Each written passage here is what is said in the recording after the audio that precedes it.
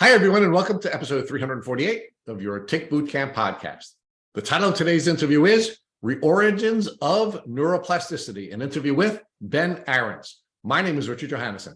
And I'm Matt Sabatello. Folks, we've become the dominant species on Earth as a result of our adaptive nature, meaning we have neuroplastic brains and we have epigenetics that allows us to be adaptive to our environment.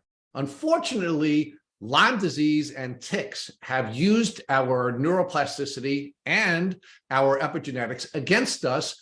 And this young man who suffered from Lyme disease for a long period of time has created a company that helps us to rewire our brains so that what Lyme disease has done to us is not causing us to suffer the long-term effects of a chronic illness. Rich, what I really enjoyed about this interview with Ben is how he talks about almost all chronic Lyme disease cases end up being self-perpetuating inflammatory conditions. And he goes on to say, and this is a little controversial, that it starts in our heads and it ends in our heads. And what he means by that is it's not psychological, it's neurological. And our brains are malleable, and we can work with our brains to help our bodies overcome this chronic illness. And we shouldn't ever give up, and we need to have hope that healing is possible. Healing is possible, Matt, and one of the pieces of the puzzle for many folks are going to be this neuroplasticity and the retraining of our brain. And we have someone who is going to give folks insight and clues on how to do that. So without further ado, I'm excited to introduce Ben Ahrens to the Tick Bootcamp community. Hey, Ben Ahrens, and welcome to the Tick Bootcamp podcast. Thanks for having me. Glad to be here. We are really excited to have you. So Ben, first talk to us about Reorigin and the company that you are the co-founder of. Yeah, sure. So Reorigin is a neuroplasticity company.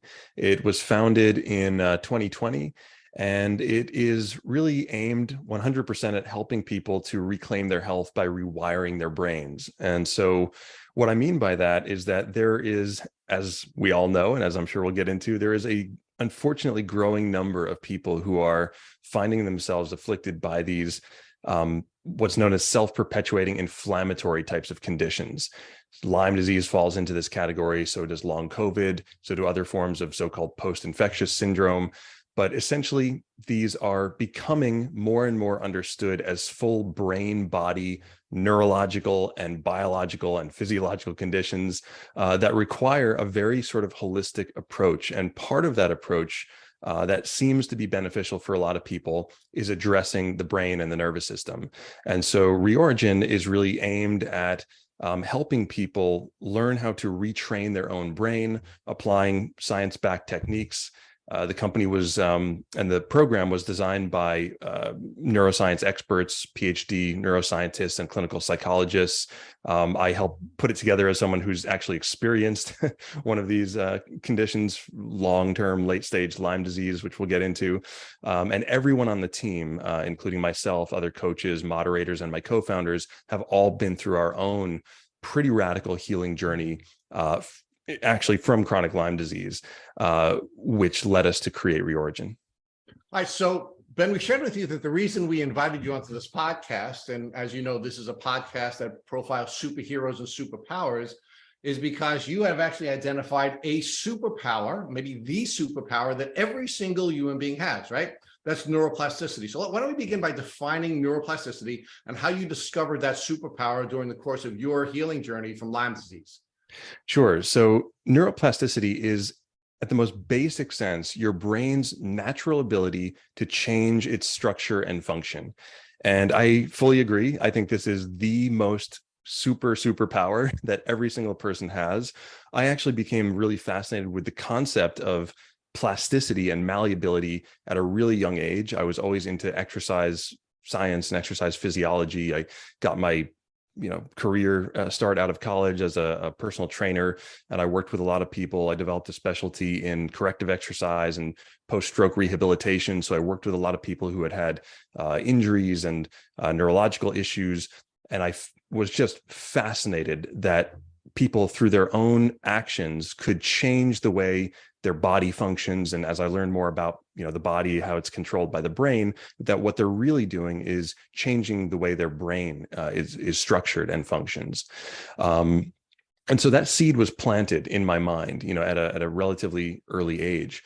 Then around my mid-20s, I got extremely sick, and it was a crazy experience because I went from being this sort of picture of health. I was a traveling surfer. I had a surf camp in Eastern Long Island in the summers.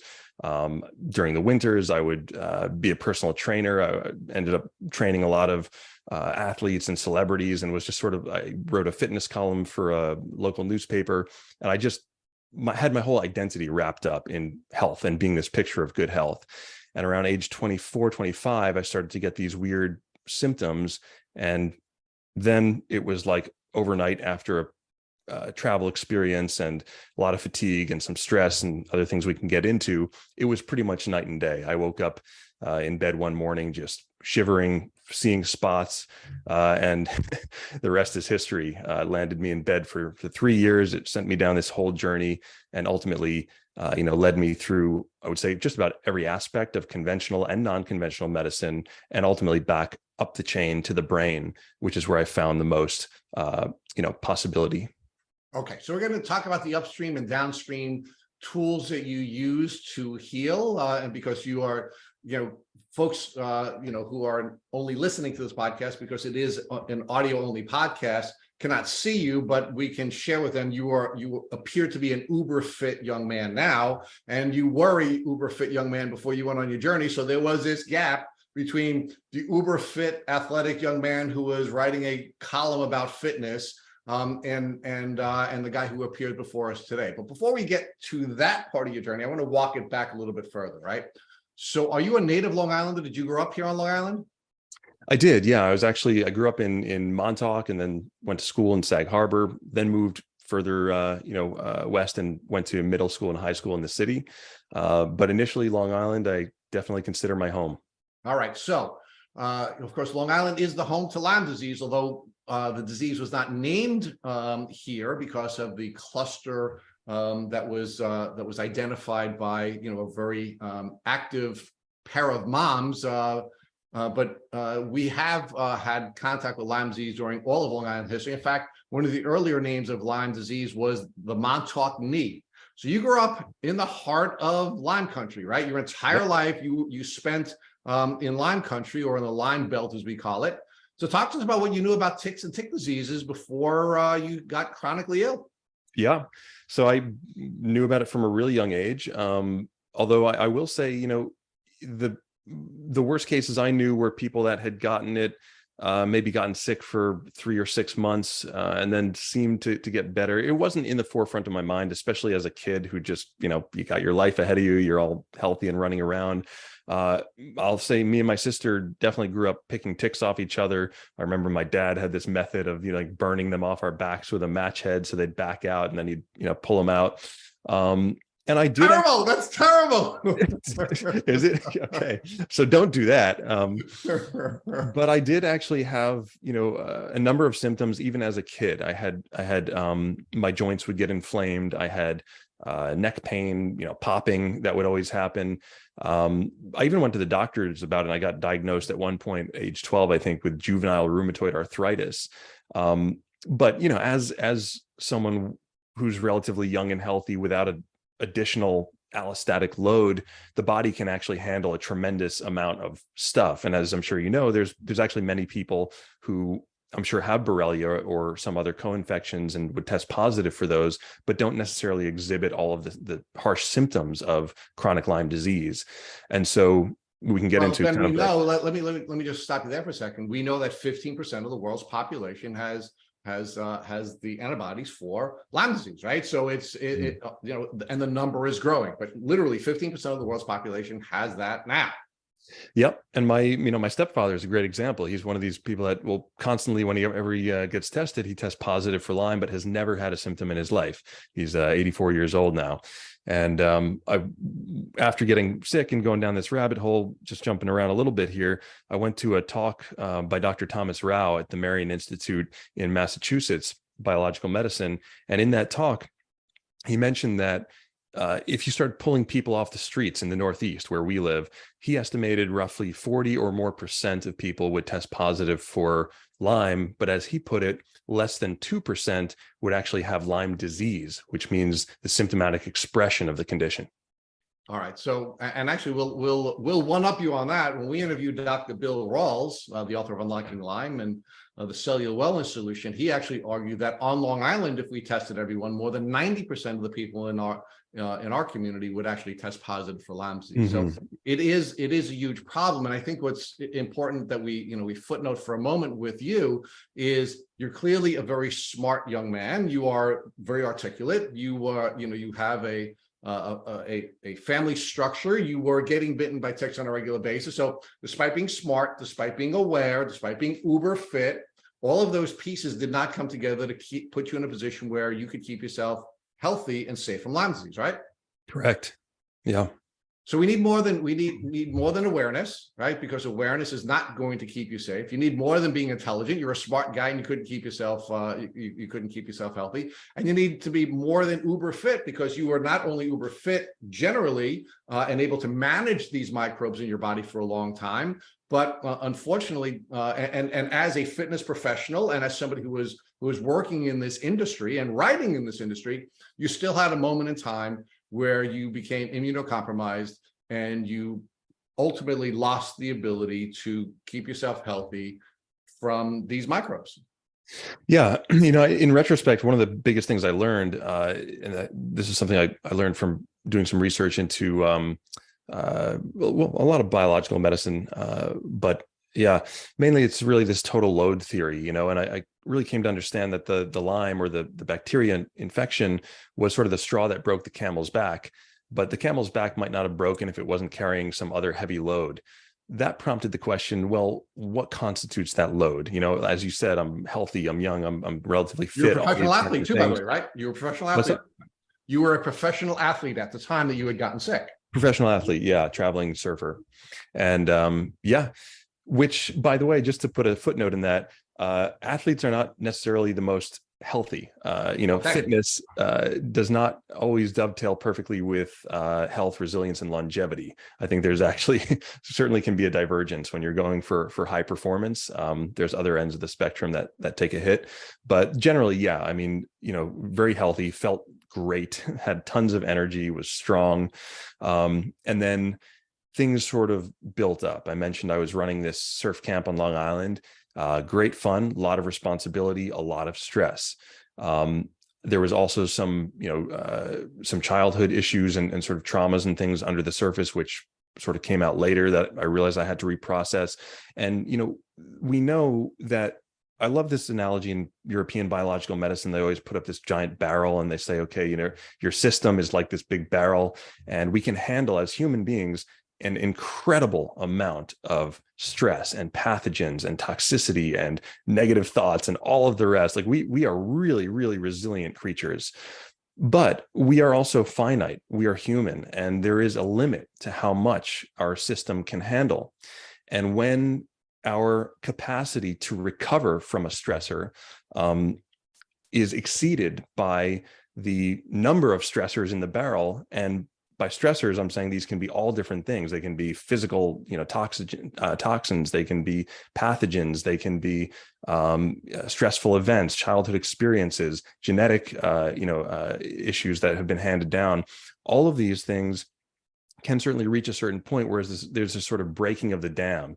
And it's at that point that we start to experience symptoms at first, then maybe getting run down. And then if things really persist as they did, for me, or really overwhelms the system, what we find is this almost sort of short circuiting of the nervous system and the immune system. And now the body is kind of sent into this tailspin where it just can't really find its footing and homeostasis on its own. So talk to us about your pot boiling over. And how bad did it get for you? So you gave us this description and you created this image in our minds about this very athletic, professional athlete and entrepreneur who is now suffering a great deal of stress. Now you also sort of gave us the preview of having bitten by ticks repeatedly during your life, having a dad that was burning them off of you, which of course made it more likely that you were going to get Lyme disease. And by the way, I can tell you that we during my childhood, we did not remove ticks properly either. So it's not uncommon for folks to use these, use some native knowledge that isn't necessarily supporting us when we're dealing with that, and parents using native knowledge. It's not, fortunately, my mom wasn't burning them off us, but we were putting Vaseline on ours, believing that the tick was going to back out before we pulled it out, which of course, makes things worse as well. But P.S. We now have this, this uber fit young man crashing. So talk to us about the crash, and talk to us about how bad it was for you when you went on that leg of your journey. Yeah. So stress building up. Summer of, I think it was 2008 or 2009, running this surf camp, not getting a whole lot of sleep, a lot of responsibility, 200 campers, professional camp staff, boats, power boats, jet skis, surfboards, windsurf rigs, all this kind of stuff. A lot to manage for a relatively young guy. And so a lot of stress, not getting a lot of sleep, still training people on the back end of that in the evenings, and just slowly getting worn down. Then that fall, I took a trip to West Africa. I was actually competing in a surf contest there, spoke about this in a TED Talk that I gave. And in that contest, it was, I think, like an early morning competition, the morning after a 36-hour flights and travel experience to get to Senegal. I slipped off my board, and it was like my brain just said, no more, cut power. And my entire body just went limp. And I remember just floating there for minutes. And eventually I could get, that little survival neuron kind of crept back in and allowed me to start to wiggle some limbs and get myself back to shore.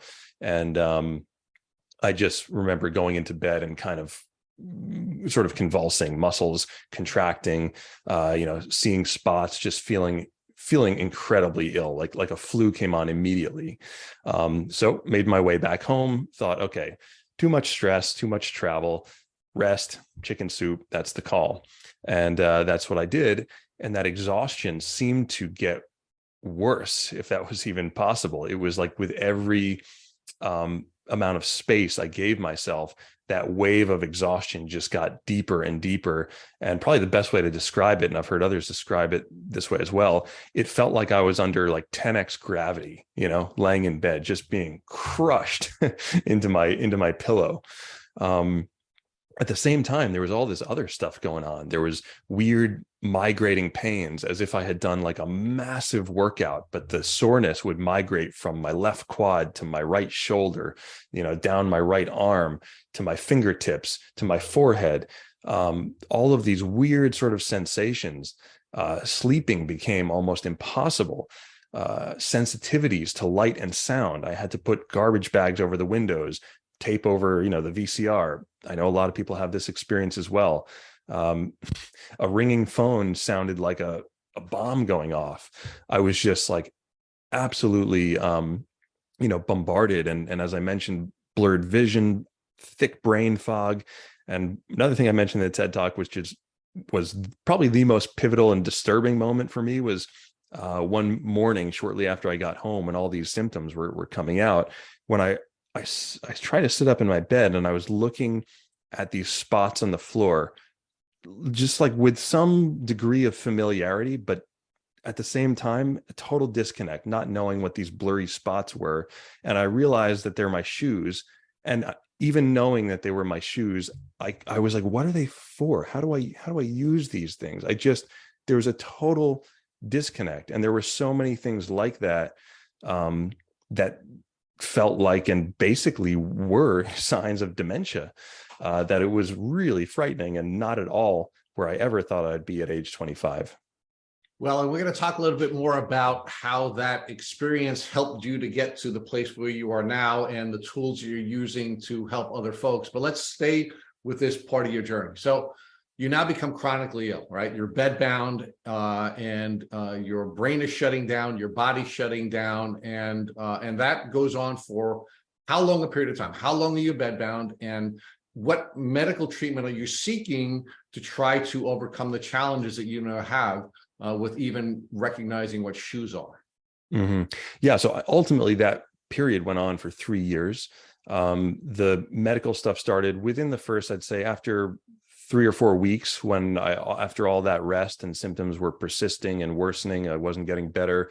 I was living in a basement apartment with mold in Eastern Long Island here. Ended up moving back to my mom's house and crashing on her couch. To this day, we joke that she has the same couch. I don't know why, but there is this like permanent dent in the couch where I planted myself for. Then it's time for you to buy your mom a new couch. That's the call. Yep. I know I'll get her for her birthday now.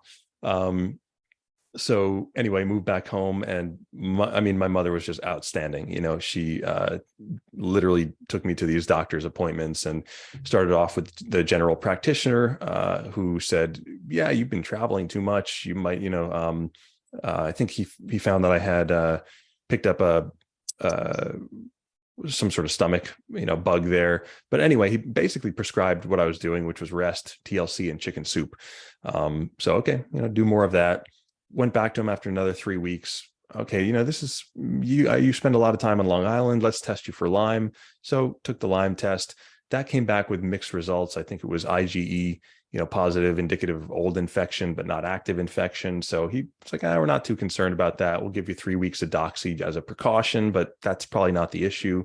Give that another 6 to 8 weeks and wait and see. And ultimately kind of found a new general practitioner who did a lot of testing, and the more you look for, the more you find. And of course, when we're dealing with this type of infectious syndrome, and by syndrome, we mean really multi-systemic, syndrome that affects all systems and cells and organs in the body, you find a lot of stuff. And so he sent me to the cardiologist, who sent me home with a Holter top monitor, who called me in the next day and said, "You're a very sick young man." My heart rate was all over the charts. I had extremely bad POTS, or postural orthostasis tachycardia. If I changed my body's orientation in my bed or sat up in the morning, it was like, just getting hit by a truck. Heart rate would go up to 150 or 180. So, out of that panic, he's like, all right, let's get you to the neurologist. Neurologist did spinal taps, tested the spinal fluid for antibodies of Borrelia, found high titers in the spinal fluid, put me in MRIs, found multiple brain lesions in the frontal cortex. All the while, fear is going on, like all this story is building that I'm just basically, I don't want to curse on this podcast, but you can. I'm screwed, So basically, the condition is not, the prognosis does not look good. This phase, went on for years. That led me to antibiotics, cycling all different sorts of antibiotics, which led to killing off all of the bacteria in my gut, which led to horrible, fungal infections. Hence enter, diflucan, nystatin, all of the antifungals. And it's just this constant back and forth between, antibiotics and then killing everything off, and then trying to kind of repair the damage from those. Upgraded to intravenous Rocephin for 1 or 2 6-month periods with a catheter, stitched into the upper arm and inserted in the heart. And there I was on the couch with an oxygen machine and, IV pole. And that's where I stayed. And that was my life for years, all the while trying to figure stuff out. And because of the brain fog and the neurological symptoms, I really couldn't do much reading. But fortunately, there was podcasts were like just becoming a thing, and UC Berkeley was putting some of their 1 and 200 level courses online. And so I was virtually attending courses in neurobiology, and we can get into that as well. But so let me ask you to pause there for a second, Ben, because we are going to geek out with you on that, and you're doing a great job of outlining the story. But I do have a piece that I think we have to discuss as fellow Long Islanders and as people who are passionate about Lyme disease. One of the things that's jumping out at me is again, you grew up in the Lyme Belt. You're in Lyme Central. You're treating with doctors who are now diagnosing you with maybe acute Lyme disease, but they're really struggling with trying to come up with a diagnosis, and you're spinning down the drain. I mean, you went from being a professional athlete to being almost dead, laying on the couch and creating a dent in your mother's couch, right? I mean, you're being absorbed into this couch and you're getting ready to move on to the other side. And I think in part that's because we didn't have a definition, or the doctors who were evaluating you didn't have a definition for Lyme disease. And what I mean by that is, and you started to touch on that, is that Lyme disease is a disease without a definition. So we here at Tick Bootcamp are now taking control of that process, and we are now going to define Lyme disease for the world. It is not acute disease. It is a it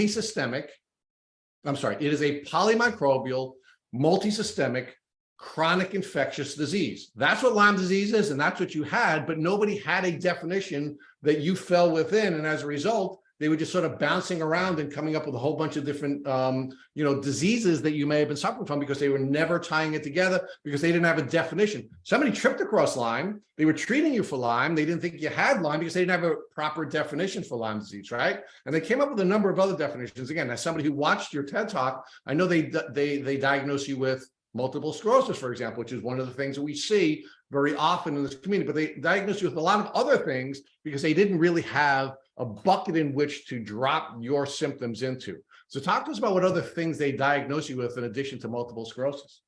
Yeah, so MS was one of them based on their finding with the MRIs and brain lesions, spinal taps as well. I mentioned the juvenile rheumatoid arthritis came back on the table. True story. One doctor legitimately recommended that my legs be broken in 4 places and realigned because my knees were off by 4 degrees. And he said, okay, this is putting all this pressure on the fragile, connective tissue and creating further erosion. I was like, I don't know if that sounds like the best solution. So yeah, the juvenile rheumatoid arthritis, POTS I mentioned, chronic fatigue syndrome was definitely thrown out. The important thing to notice here, and what really started to stick out with me, is that these so-called diagnoses are really just descriptive terms. Chronic fatigue syndrome doesn't tell you anything about the cause. It literally means tired all the time. Right.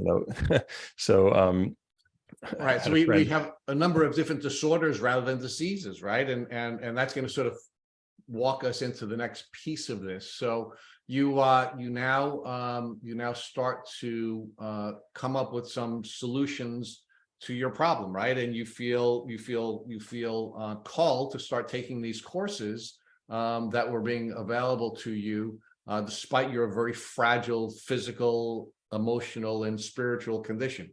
So talk about what led you to believe that this was something that was going to be helpful to you, and talk about what you discovered when you started taking these online courses. Yeah, so I'll say, very upfront, I did not necessarily fully believe that these things would be helpful.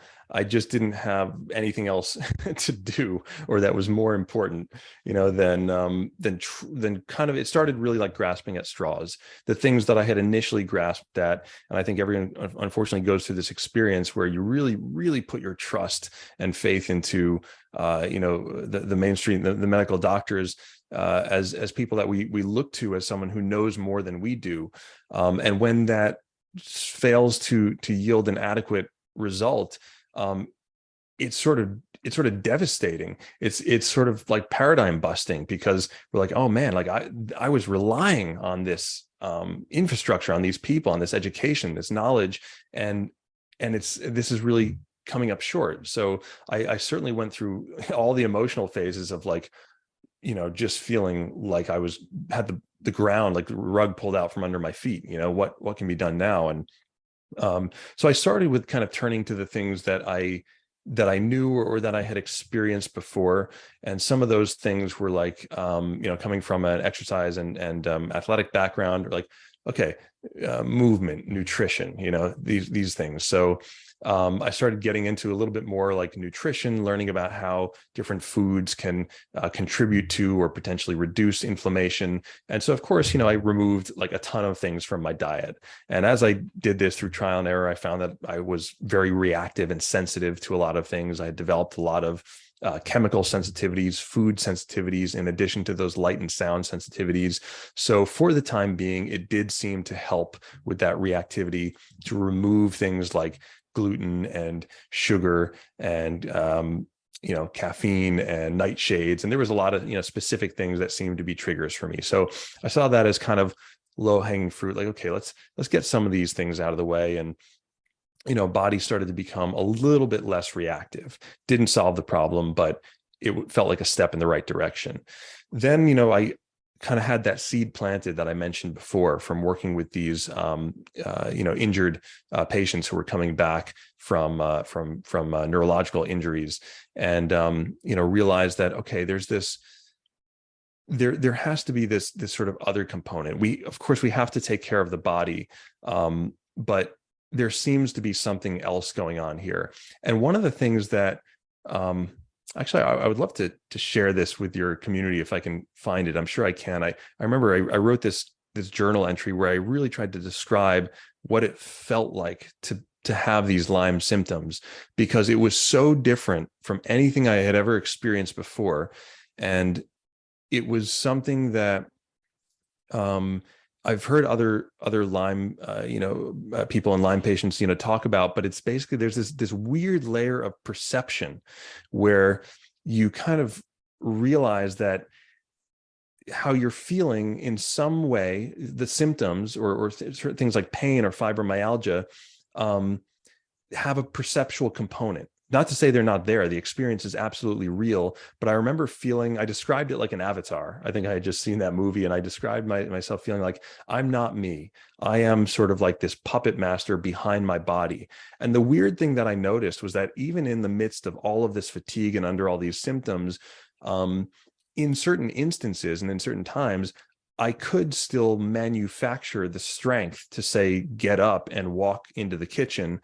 But maybe I'd have to recover for 4 days from that, And so the perceptual thing that I'm talking about is that it feels like I have zero strength. It feels like I have just, full pain. But if I actually go to try and produce some level of force, okay, it's like that, it's there. My body can do that. But there's a huge cost to it. It takes like 100 times more energy out of me, than it would previously. So that was a weird kind of thing. And in exercise, physiology, one of the things I remembered studying was this phenomenon of the effects of sleep deprivation on training. Something that a lot of athletes face. And just to give you an example, and we'll kind of relate this back to the Lyme experience. If you were to say, pull an all-nighter and then go back into the gym, you would probably be able to lift less than 50%, maybe far less than 50% of your normal, load. Now, the reason for that is not because your body suddenly lost 50% of its muscle mass.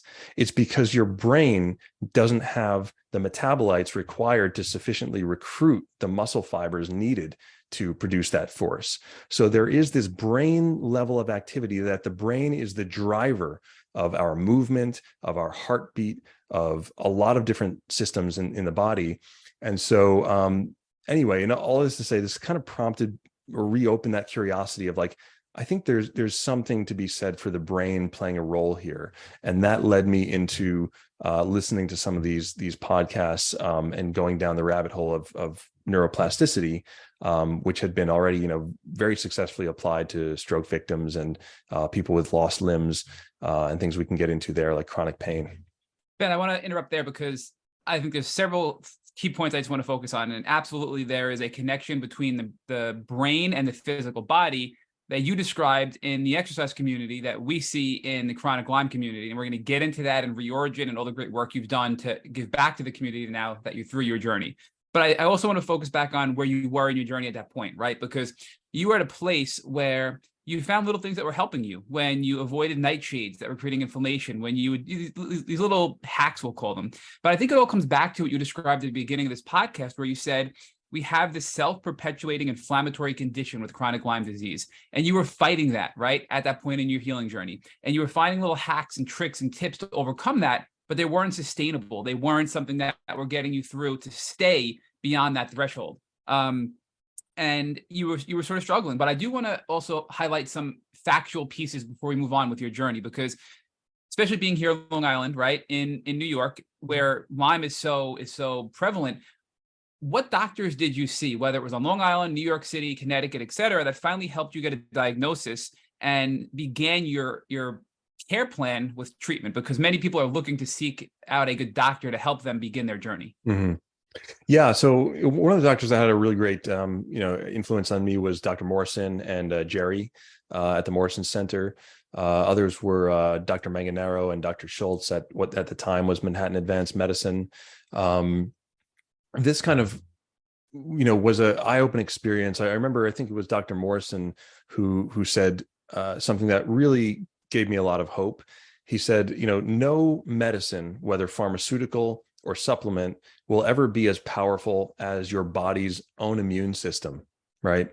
And so that kind of led me down the rabbit hole of biological medicine and tuning into all these lectures with Dr. Rao, and eventually going to a lecture in Marion Institute in Massachusetts, to learn about this idea of biological medicine. And basically a lot of these concepts have worked their way into, the formation of the Reorigin program. But the basic tenet is that the body really is a self-healing system. We know that if we get a cut on our hand, it heals, provided that the environment is correct, that the wound is cleaned and cared for. But the care that we do isn't the thing that is healing the wound. It is the body itself that has that innate capacity to self-heal. And I think it was Dr. Schultz, told me another thing that was, inspiring. His philosophy around, being a medical practitioner. He said, it's not about perpetually managing sick patients. It's about reestablishing or restoring their own ability to self-manage and to self-heal. And little gems of wisdom like that came my way were so hopeful to me, because they said that your body can heal. Your body does heal. That is what the body does. So then, of course, the question arises, well, if the body is self-healing, then why am I stuck? What is this self-perpetuating loop, that I'm stuck in? Yeah. Ben, before we go on with that, I just want to focus on, again, where you are, right? Because you're seeing some of the top doctors in New York City. Dr. Morrison in the Morrison Center is a very popular Lyme treatment center. You're seeing a lot of other really good Lyme doctors. You treat with oral antibiotics, doxycycline, amoxicillin, IV Rocephin. So you're getting hardcore IV antibiotics. You're getting IV detox aids and nutrients. You're doing alternative therapies, and you make some progress, but you're still not where you want to be. You're crashing. You're doing a little bit better. You're crashing, and you're going through that pattern of just ups and downs, right? So at this point is, I think, the pivotal point where you're starting to absorb all this information about the body's innate ability to heal, the immune system, and you're starting to now seek out these lecturers to go and learn more about that, to pivot where you are in your healing journey to try something else, right? And that's kind of where we are right now. So you're in your mid-20s. You should be at, the peak of your life, but yet you are struggling just to survive and function in everyday life, right? Is that where we are right now? Exactly right. Okay. Yep. So let's walk through the transition, because, I guess before we walk through the transition, just give us an idea for our listeners. How much did the oral antibiotics and the IV antibiotics help you? Because you said you built this permanent indentation in your mother's couch, right? So you were pretty much couch bound. How much did we'll say, traditional medicine through the Morrison Center, et cetera, help you heal? So give us an idea of where you were before treatment, and where you were at before this treatment, before you went on to start studying brain rewiring and neuroplasticity. Yeah. So I'll just say that if I think of my journey, I'll actually, think of it in there are three kind of phases to it. The first one I would call conventional. And that was really the bulk of where I was doing a lot of the antibiotics. The second phase I would call biological medicine. That's where I was getting into more of the natural stuff with Dr. Morrison and Manganaro. And then the third phase is more of the neuroplasticity. So going back to your question, the antibiotic route, the more conventional route, I did not get any relief from that. Everyone is different. I know many people for which, IV Rocephin worked. It did the trick, so to speak. That was not the case for me at all. Sometimes when switching to a new antibiotic, I would experience temporary relief. As I learned, antibiotics have an anti-inflammatory property. And if you can reduce even temporarily inflammation, you can, keep symptoms at bay. But ultimately, my experience was that I would get worse after each round, and it was like coming down another rung of the ladder. And so again, everyone has a unique, journey and experience. But for me, once I started to really get into this biological medicine mindset and understand the body as the self-healing mechanism, and the game there becomes very much about improving the body's in what they call the internal milieu, or improving. What's milieu? Can you say that again and describe that term? Yeah, the milieu we can think of as the body's internal environment. So this includes things like the gut microbiome, but it also includes like things like tissue pH in the interstitial tissue and the cells, everything within the body. We know that we have a certain environment, and in European biological medicine, they have a really interesting model, which I don't think has made its way into Western medicine really at all. They call it reactional modes. And one of the things they evaluate in patients is a person's reactional mode. And it's basically like a level of reactivity and also an ability for the system to detoxify itself, which is a huge component of healing. And just to give you, kind of an example of what these reactional modes are, there are 4 of them, reactional modes 1 through 4. And so by analogy, someone who's like in a reactional mode 1 would be like someone who can go party all night, drink, get 2 hours of sleep, wake up the next day and be fine. That would be like a reactional mode 1. Their body is very good at releasing toxicity, processing things, and recovering quickly. Someone like where I was, who was in like a reactional mode 4, by analogy, would be like if you take 1 sip of wine and you're hungover for 3 days, right? So it isn't just, here's the key takeaway that came to me, is that there's 2 sides of the coin. There's what happens to you, or there's what you're exposed to, and then there's how and why your body responds. And that is determined largely by this type of reactional mode, and that level of reactivity, or how or why your body will respond, is largely determined by the brain, which is the chief governing vessel that presides over all of these organs and cells and systems, including the kidneys, the lymphatic system, and the liver, and all of the detox mechanisms. Ben, before we get there, because now we have 3 phases to your journey, right? We have the conventional, we have the biological, and then we have the brain. So we understand the conventional, and that the traditional antibiotics didn't really work well for you in your experience. Now we're on the biological side. Before we get into the brain side of your healing journey, can you give us some more specific details, biologically speaking, what you were doing with Dr. Morrison and these other alternative practitioners to treat with biological medicine, like some treatments, whether they're herbal, natural, et cetera, so our listeners can know exactly what you did, and then also tell us how they worked for you personally? Yeah, sure. So the biological medicine approach is kind of looking at where does the lightest touch have the greatest impact. Again, the fundamental principle is to reestablish your body's self-healing systems. And like Dr. Morrison said, nothing will ultimately be as powerful or potent as your body's own immune system. So the whole idea is like, rather than seeing the doctor or seeing yourself as the one doing the healing, your role becomes almost like a gardener. You are there to plant the seeds, to create the best conditions, to nurture the plants, and then allow the body to do its thing, to self-heal. So what does that look like from a practical standpoint? There was some detoxification involved, starting with just some supplements. We can get into specifics, but I will say, I certainly, after giving my TED talk, I got a ton of questions on social media about like, what was the thing you did? How many milligrams of vitamin C was it? And I'm always happy to share, the specifics and answer those questions. But I would just like to caveat it with that every person is very unique, and what's right for one person might not be right for another. So however many milligrams of vitamin C helped my system achieve, homeostasis or whatnot, might not be the right call for somebody else.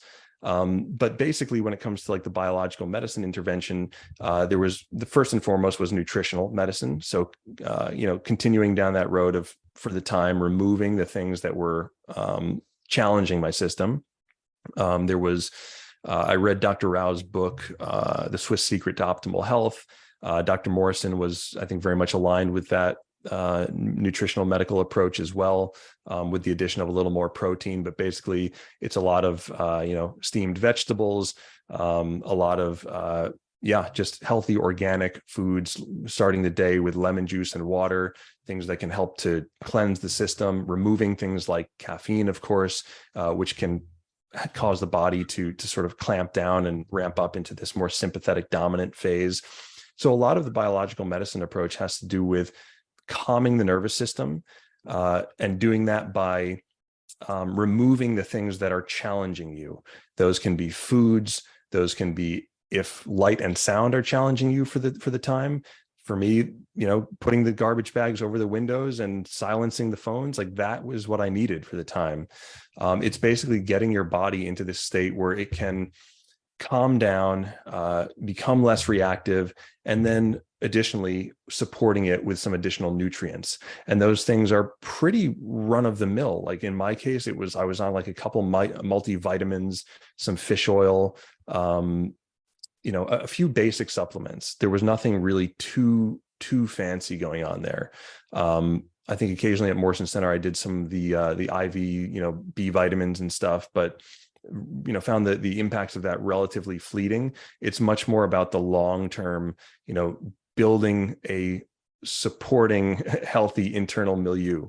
Ben, on that note, so for sure, and I personally, and most people that come on this podcast learn and benefit from, a high protein diet, low carbs, low gluten, low sugar, low dairy, right? Those things we avoid foods that are inflammatory. We take on foods that enrich our body with nutrients, and those are really powerful tools.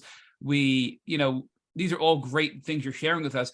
But as you got feedback from your TEDx talk, and we're going to get feedback from this podcast, I just know what people are going to ask us at the end of this, right? So if we just get a little bit deeper about whatever you recall off the top of mind, what specifically from a vitamin standpoint and an herbal standpoint and a supplement standpoint, you don't have to give doses, but just what things were you on? And then, our listeners can then take that to their practitioners and, potentially look at that for themselves as well. If you have that at the top of mind, not to put you on the spot or anything, but our listeners very much like to get into the weeds and know exactly what you did at that phase to see if it can be applicable in their healing journey. Yeah, sure. So, like I mentioned, vitamin C, multivitamin, fish oil were kind of fundamentals. Another one when it comes to detoxification was spagyric medicine. This is a realm of medicine that's well known in Germany and other parts of Europe, not very well known in the States. There was a company at the time, Saluna, that I actually ended up working for in some capacity because I found them so interesting, that had a line of spagyric remedies. Spagyric is basically a form of plant medicine that it combines the effects of homeopathy with actual plant matter. So it's kind of like a combination of an herbal combined with a homeopathic. And the idea, and what I kind of liked about these supplements, if we're to call them that, is that they are not really aimed at pushing your body to do one thing or the other, but instead to kind of like restore the function of the organs of elimination. So in this case, I would take 3 different remedies. I think they were called Renalin, Hepatic, and Aquavit. It's been a while, but those were the 3. And again, I'm not sure if those are still available in the States or not. But there are other forms of spagyric medicine that can essentially help to, as I understand it, rather than like upregulate the organs of elimination. Whenever I hear like upregulate or downregulate, I always think, I'm not so sure about this, because it means that, is that going to lead to a rebound effect when I stop taking this? The thing about spagyrics, again, as I understand it, and I'm not an expert in supplementation or this field, is that they kind of support your organs to come back online and do what they normally do, so that you don't need to keep on taking it forever. So I think I was cycling on and off of that for maybe 6 to 12 months, and that seemed to be helpful. Again, I also did do some IV infusions in the realm of detoxification, and all of these things, in my experience, although certainly not directly, more over time, did seem to serve to start to lighten and reduce that total allostatic load that was putting pressure on the system. I say not, immediately, because oftentimes I would get worse before I would get better. You change one thing, you add one thing to the mix or tweak something, and it seemed to have all these other, downstream effects. But the long-term trend after about 12 months of this biological medicine type treatment is that I felt like I had more wiggle room. I felt like I had more, more breathing room. Still, I will say it felt like I was carrying lead weights. And on those days when I could push myself to the top, as soon as I stopped pushing or struggling or exerting effort, it was like those lead weights would just drag me right back down to where I was before. Granted, that baseline was a new baseline. It was higher than where I initially was at when I was doing all the antibiotics. It wasn't nearly, where I needed to be. Right, but you were no longer stuck, in this mold of your body and your mother's couch, but you were still not where you wanted to be health-wise. And thank you for going into those details, because again, people listening are looking for clues and tips and tricks. And I just want to, repeat and spell, because a lot of people are like, what does that mean, spagyric, right? So, and I'm probably saying it the wrong way, but it's SPAGYRIC medicine. And Correct. here, just again, for our listeners, it's a European biological medicine modality that incorporates homeopathy, herbs, and essentially pharmacology as well. So it kind of blends all these things together.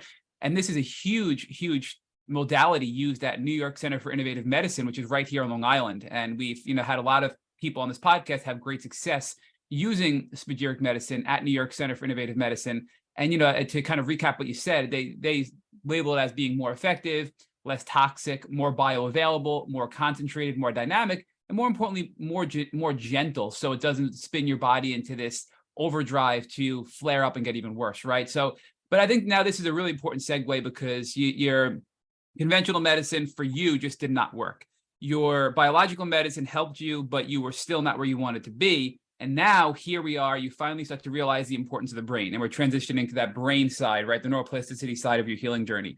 So now if we can, Ben, let's geek out over the brain. Let's geek out about what you learned and transition this into, your development of Reorigin, because this is a really fun part of your story where I know Rich and I are going to want to jump in together. I can see Rich is already eager on the edge of his chair to jump in and chat as well. So Ben, before we go there, I do want to make sure that we don't suffer from recency bias here with the description of your journey, right? Because in many cases, what we have is people who are set up by the medical industrial complex to believe one pill, one solution, right?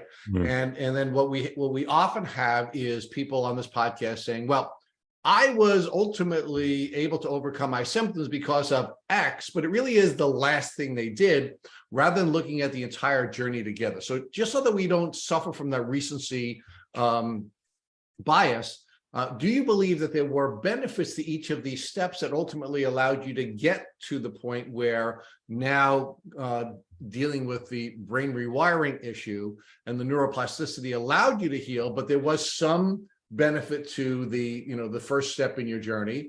There was additional steps to the second step in your journey, and then you were able to build on those steps, but without having those earlier foundational steps, your successes with the rewiring may not have been successful, so that people don't think, hey, well, I just don't need to see my doctor anymore. I don't need to deal with herbals. What I just need to do is brain rewire and deal with the neuroplasticity, and I'm going to get better.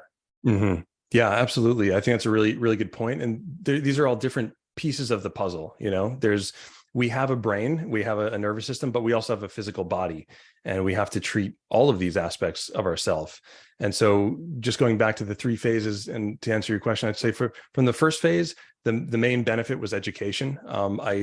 I can honestly say I don't think that it didn't feel like it moved the needle in a positive healing direction for me with the conventional and the antibiotics. That was just my experience. Do you think it's possible? Let me stop you there. Do you think it's possible that reducing the microbe load with all the antibiotics that you were taking was an important step, so that you can then take a second step that would allow you to deal with the terrain issue, right? Because one of the things that we also see on this podcast is this bias that it's either a find or kill, or it is a terrain issue. And quite frankly, I believe it's both. And I think both of our all of our podcast guests collectively would probably, bring us to that point again. And that's an age-old battle, all right? I mean, we know that at the time that germ theory was being developed, there was a terrain theory being developed at the same time by 2 great friends, right?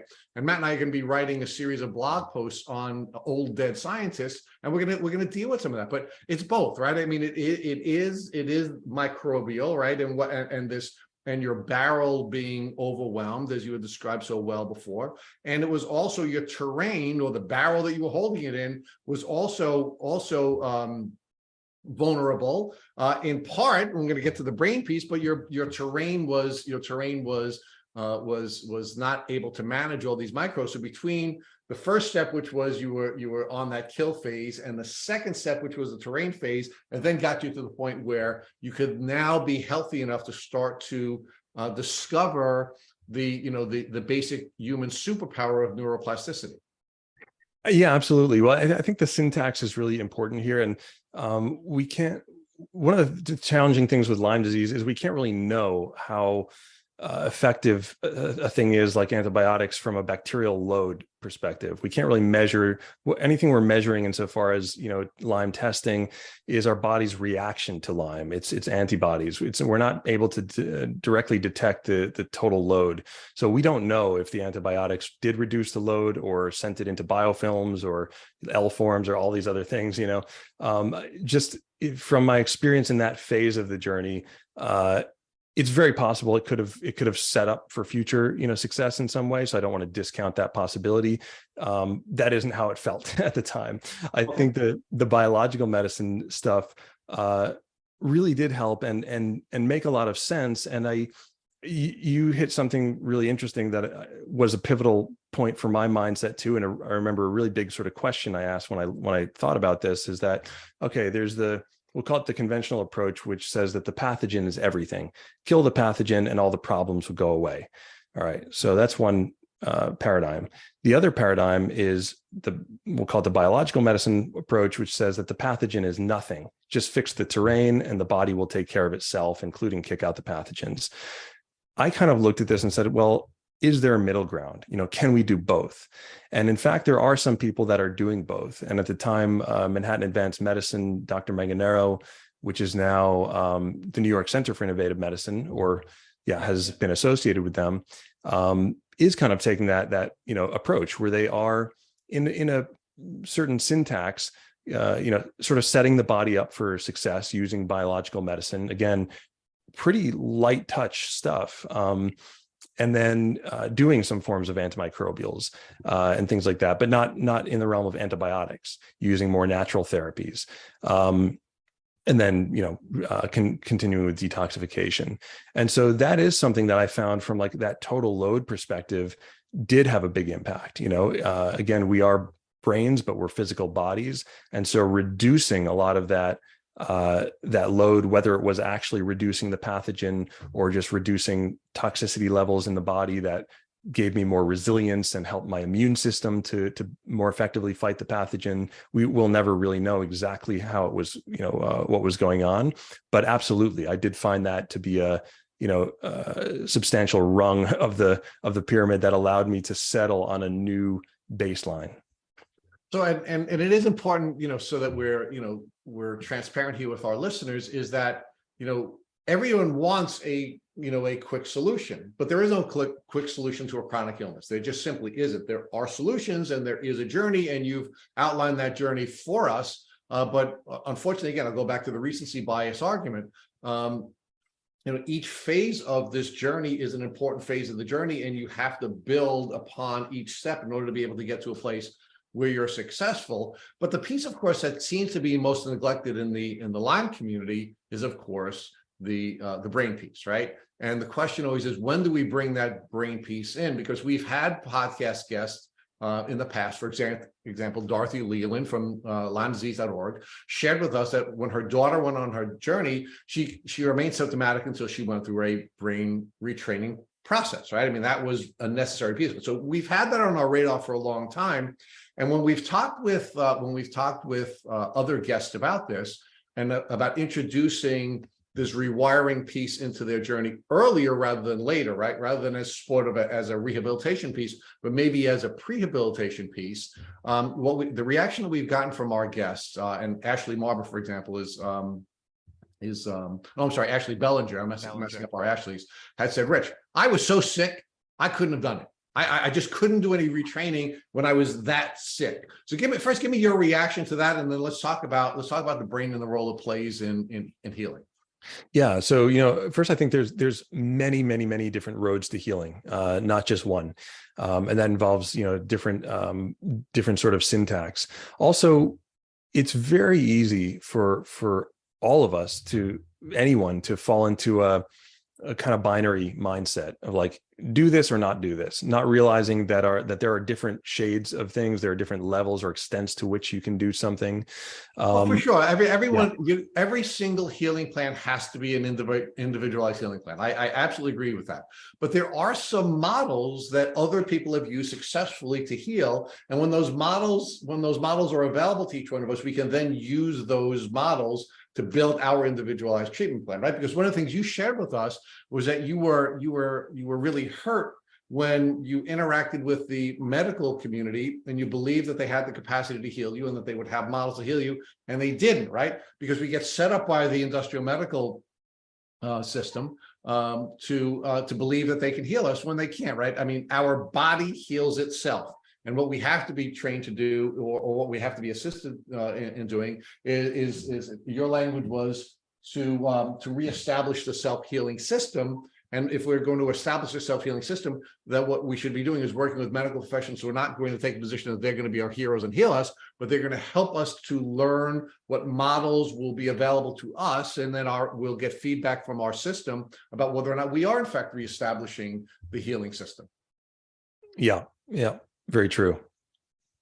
All right, so let's take the next step, right? So Matt and I have been, talking with you for a long time, but we needed to lay that foundation to properly get to this point now, because we didn't want this to be TED Talk Point 2.0. We wanted to really dig in and give people the foundation for where you are. And now you get to this point now where you discover the superpower that we all have, right? Now, this is something we all have. This is not an individualized piece, which we were just talking about a moment ago for healing. Everyone has this superpower, and everyone should be using this on their healing journey, unless you disagree with that. No, I have to say I fully agree with that. We have this power, this tool at our disposal, and I think we can use it, and I think we can introduce it in different ways at different times. And I can certainly share how I introduced it to myself, or what my inroad was. Please do that, because we do want to talk about when on the journey these tools should be introduced. So talk about how you introduced it into your journey, and then let's talk about whether or not there were other opportunities for you had you been aware of this at an earlier stage in your journey. Yeah. Okay. So going back to the definition of neuroplasticity, again, neuroplasticity is just the brain's natural ability to change its structure and function. And the reason this is so important when it comes to health, and specifically to chronic or any sort of self-perpetuating condition, is that the brain plays a key role in regulating a whole host of bodily functions.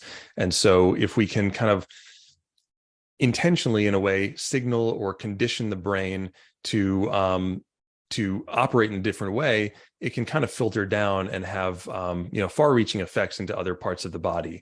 So that being said, most of the time, actually, let me back up for 1 second. Now, the way that I'm going to talk about neuroplasticity is a little bit different. It's more in the realm of an action, something that you can do. It's the intentional action of consciously changing your brain function. Most of the time, our brains are changing pretty constantly without us knowing. Anytime we learn a new skill, you see someone and you memorize a new face, your brain has changed and created new neural pathways associated with that pattern, whether a movement pattern or a visual pattern. So neuroplasticity is always happening. But what we're going to talk about here is intentionally directing that neuroplasticity to happen in a very specific way. Okay, but before we get there, we have to talk about why we need to do that, and how, as adaptive beings, right? I mean, we are the apex predators on the earth. We are the dominant species because we're the most adaptive species, right? And that's actually what Charles Darwin said.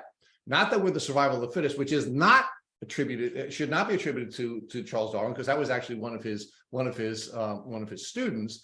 He said that we are the apex predators because we are the most adaptive species, right? So we are adaptive, right? We can change. Our brain can change on a regular basis. But before you get to the piece of intentionally changing your brain, I think we have to talk about why you need to intentionally change your brain. Because this elegant microbe that is, or these series of microbes that are affecting us and making us chronically ill, are also changing us during the acute phase of our illness. Our adaptive brain is actually adapting in response to the acute phase of the illness, and it's actually now wiring us to be sick, right? And that's what was happening with you. So before you get to intentionally changing it, talk about how it was changed unintentionally by the illness and why you then need to make that change. I want you to make that piece. I want you to define that piece first. Yeah, sure. That's a really good point. So as you mentioned, we have evolved to do really one thing really well, which is survive. And the brain's first order of business is to ensure our survival. Its second order of business is efficiency. It wants to expend as little energy as possible. And the way that it does that is by creating associations. We can call this, I think of this as like shortcuts, exactly, short codes, right? So if you think about walking is a great example. Walking is a very, very complex movement pattern that involves, hundreds of micro motions. If we know that it took a period of time for us to learn how to walk. For some of us, it takes, a few months to a few years, but it takes time because the brain is modulating and adapting and wiring in this very complex movement pattern. But once it is wired in, fortunately, we don't have to think about flexing the calf muscle and then the hamstring and then the quad and then raising the ankle and all of these sequences. The brain just automatically deploys the walking pattern, right? And that is a result of neuroplasticity and that second order of business, which is efficiency. Okay, so let's go. Let's stay with the efficiency piece, and let's talk about how you identified that your brain efficiency was being affected during this journey, right? Because you gave the example in your TED Talk, and this is what I thought about when you were giving your TED Talk is that your brain over time had created these shortcuts to identify what a shoe was, right? Shoes could be sneakers, shoe could be clogs, shoe could be it could be a lot of different things, right?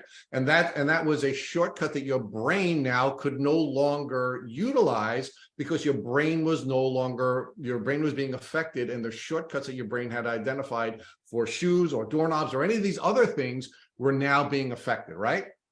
Exactly right. And that's a really good point, because in the brain's infinite wisdom, there is a hierarchy, right? Going back to that first point of survival being the number one thing, the hierarchy stems from there. So one of the associations that the brain can make is the association between a pathogen or an active infection, or even infection that could be no longer active, and in what it deems as an appropriate immune response. Right. That is probably one of the most important associations. Pathogen comes in, the body responds, and we want it to respond that way. We want that. People think of inflammation as bad, but inflammation is good. In the acute phase, inflammation is what catalyzes the healing response. And so we want that immune, activation. We want that inflammation because that's ultimately what can help to, attack the pathogen or heal the wound. Now, the challenge is when that immune activation and that threat activation stays active for longer than that acute phase.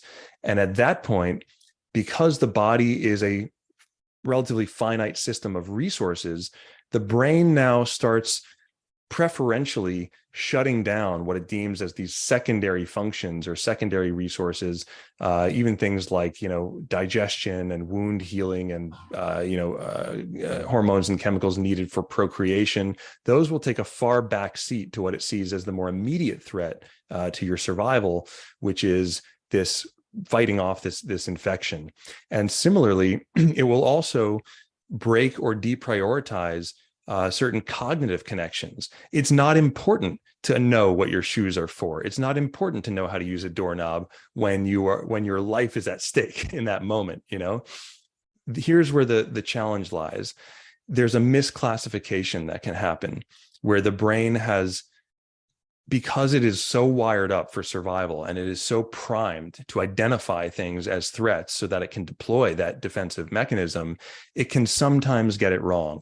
And it can sometimes classify, or I should say misclassify, things that are challenging to the system, unpleasant, undesired for sure, but not immediately life-threatening. It can classify those as life-threatening and set off that whole biochemical and hormonal cascade that, again, draws all of these resources away from other longer-term healing and maintenance functions of the body. So it's stuck fighting, even though the fight should be over. Correct.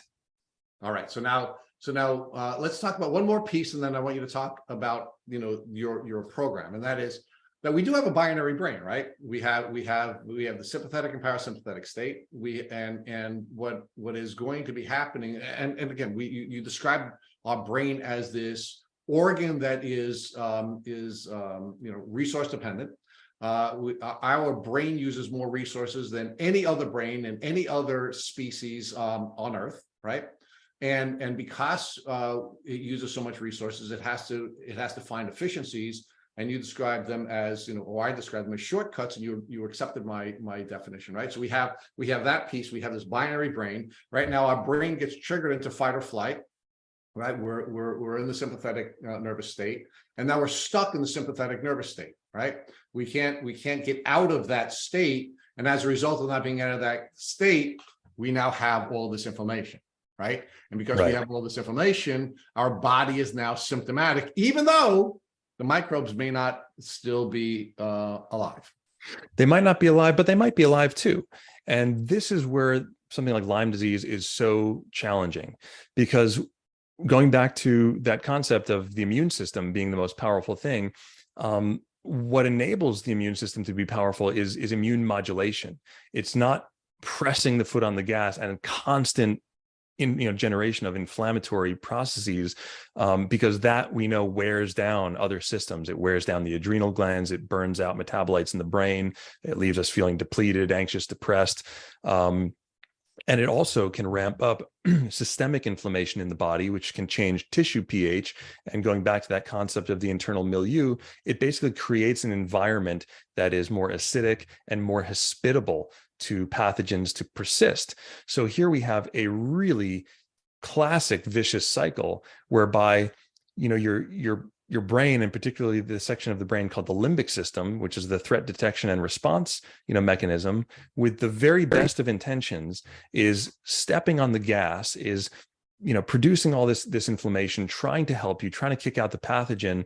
But then what happens is the body gets sort of stuck reacting to its own reactions.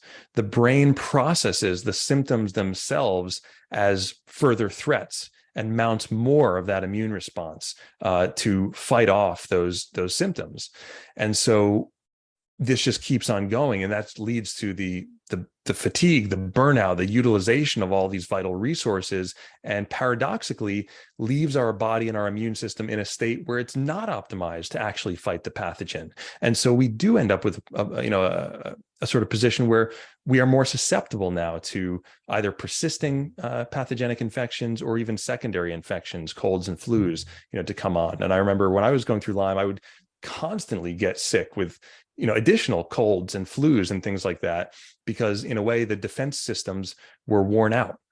Ben, can you just want to jump in here, because I think this is an important topic, because I myself, after getting treatment, I was sick every couple of months and just bedbound for a week, right? And then nobody around me was getting as sick as I was. And I think the connection that I didn't understand back then is our brains and our nervous systems are creating a more acidic environment in our bodies, and therefore making our bodies more hospitable to illness and reinfection and other things that are just more opportunistic as well, Ben, right? Is that what you're saying here? And now with brain rewiring, we can really reset that and alter that so we're no longer stuck in this state, and we can go back to the way we were before being chronically ill. I'm trying to oversimplify it, but I think it's an important note for listeners to understand, because it's a complex topic that we need to really implement in our lives to have sustainable health.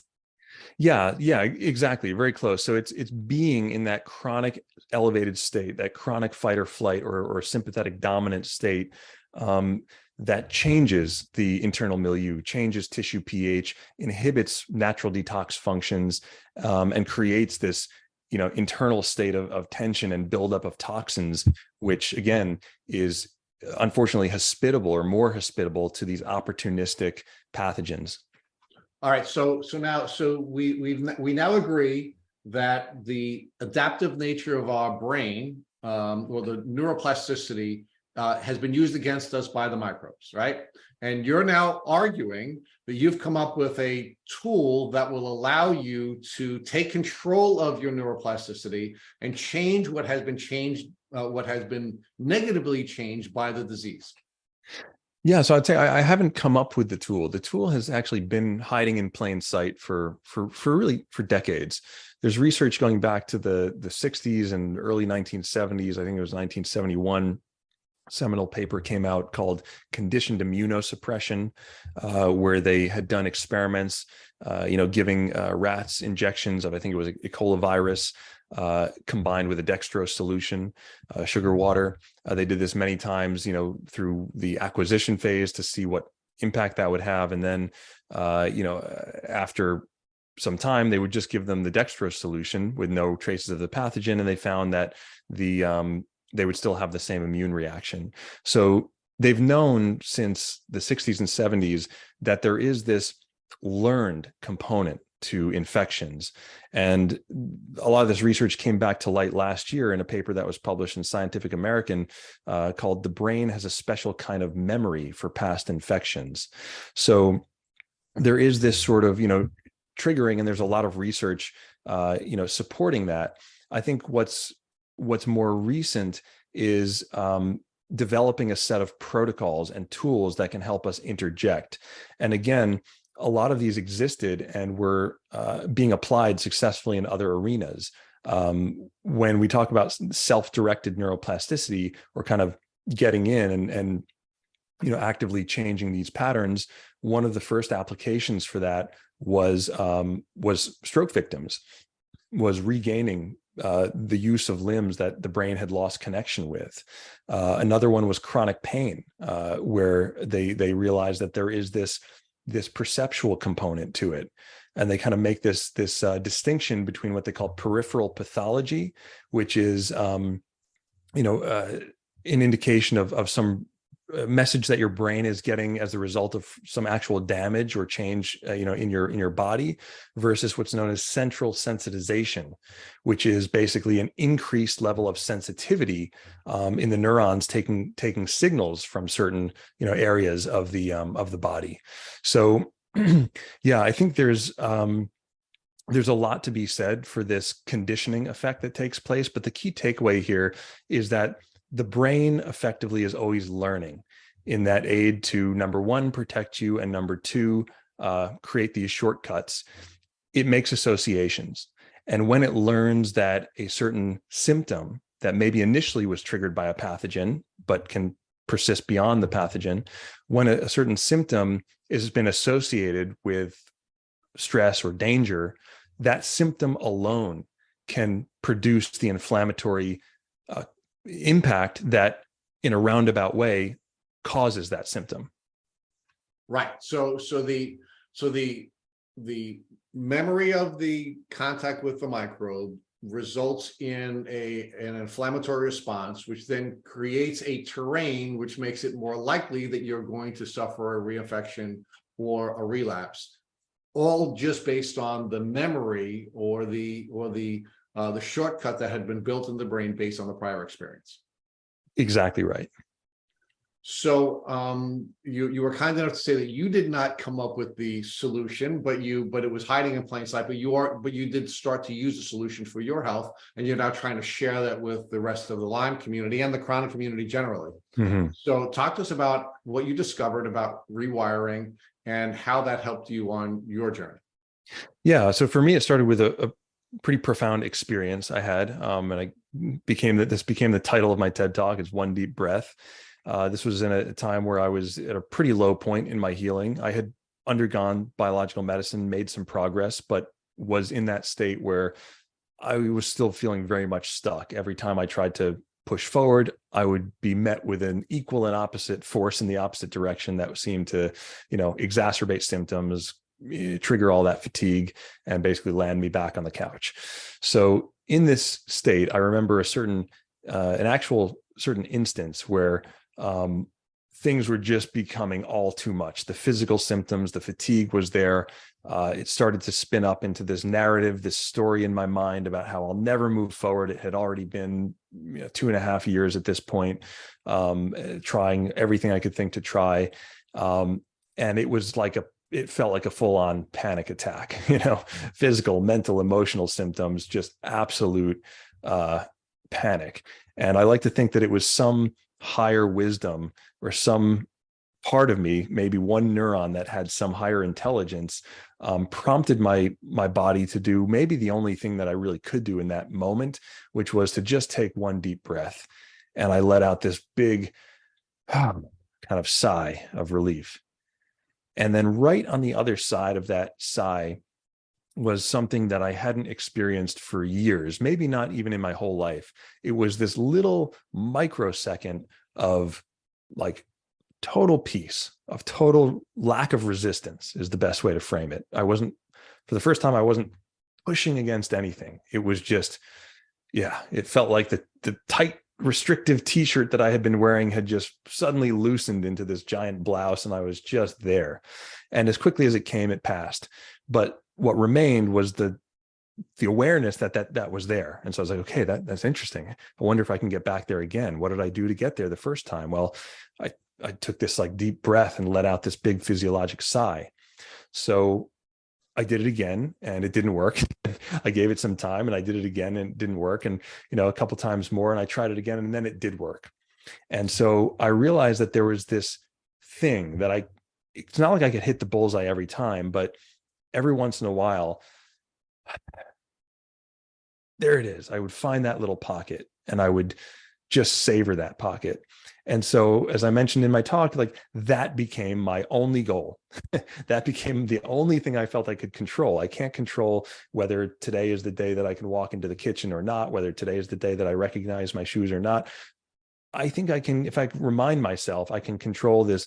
I can take one deep breath. I can't guarantee what's going to happen on the other side of that, but I can just do this action no matter what.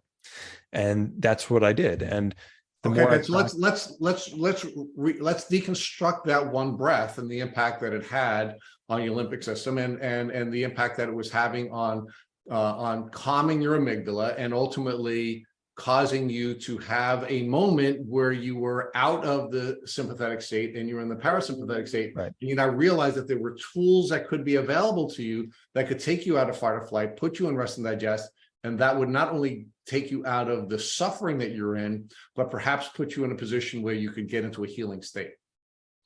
Yeah. And thanks for breaking it down that way, because that is really at the crux of it, and something that I didn't realize I was doing or was happening at the time. But in retrospect, as I started to learn more of this, basically that one deep breath was serving as a pattern interrupt. It was serving to break this perpetual loop that was keeping me in chronic fight or flight. And as I'm sure you've heard the quote by Viktor Frankl, between stimulus and response, there's a space. And in that space lies our freedom to choose a new response. Now, what Viktor Frankl doesn't include in that quote is that when you get in that space, to do it once is great, but to actually make a change such that your default state of being changes requires getting in that space repeatedly, repetition, over and over and over again, and continuously making that new choice to settle into that or drop into that, relaxed state right after. So Ben, let's talk about that piece, because I think that's an important piece, and it's actually the way we define freedom on our Lyme freedom formula with Dr. Frankl's definition. So, when we talk about responsibility, we're talking about responding with ability, right? And what that really means is that space between an event and our response is when we have the ability to be free. And you discovered with that one breath that you had that space between the parasympathetic and the sympathetic space, and that you had the ability to have control of that. You could now respond with ability, right? And that's what you discovered with that one breath, despite not knowing what that one breath was at that moment. But the brilliance of that, of the way your brain was still able to work despite being so sick, and understanding that moment was freedom for you was the foundation of everything you've built since then. Yeah, exactly. And so the more I practice this, the more consistently I could get myself there. If at first it happened once every, 1 out of 10 times, that was lucky, but the more I practice it, the more consistently I could get there. And the more I did that, the more I got there, the more I could widen that gap and sustain that. So what was a fraction of a second the first few times, eventually after a few days and few weeks became a full second, which when you haven't experienced a second of calm in years, that second is something really to be savored. Interestingly enough, and we can, caveat this or come back here. There's been a lot of research into savoring. Yale, the Science of Happiness or Science of Well-Being, their most popular course that they put online for free, goes deep into the neurobiology of savoring. And one of the Reorigin members recently asked, when I'm feeling good, is there anything I can do to capitalize off of that good feeling, to make that more enduring? And I said, absolutely. In a word, you can really savor it, because what you're doing effectively is you are establishing stronger neuronal connections with that peaceful place.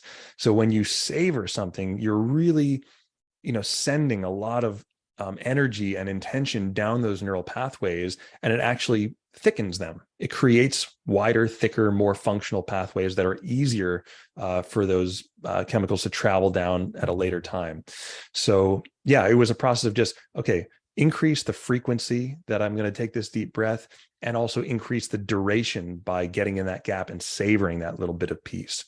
And this is where the really interesting thing started to happen for me, is that the more I did that, the better I felt. I actually felt less reactive. Over time, I felt less symptomatic, because my body was not spending so much resources fighting its own symptoms and reactions. More energy started to come online and into the system. I had more available resources for cognition. I started thinking a little bit more clearly. So that brain fog started to subside.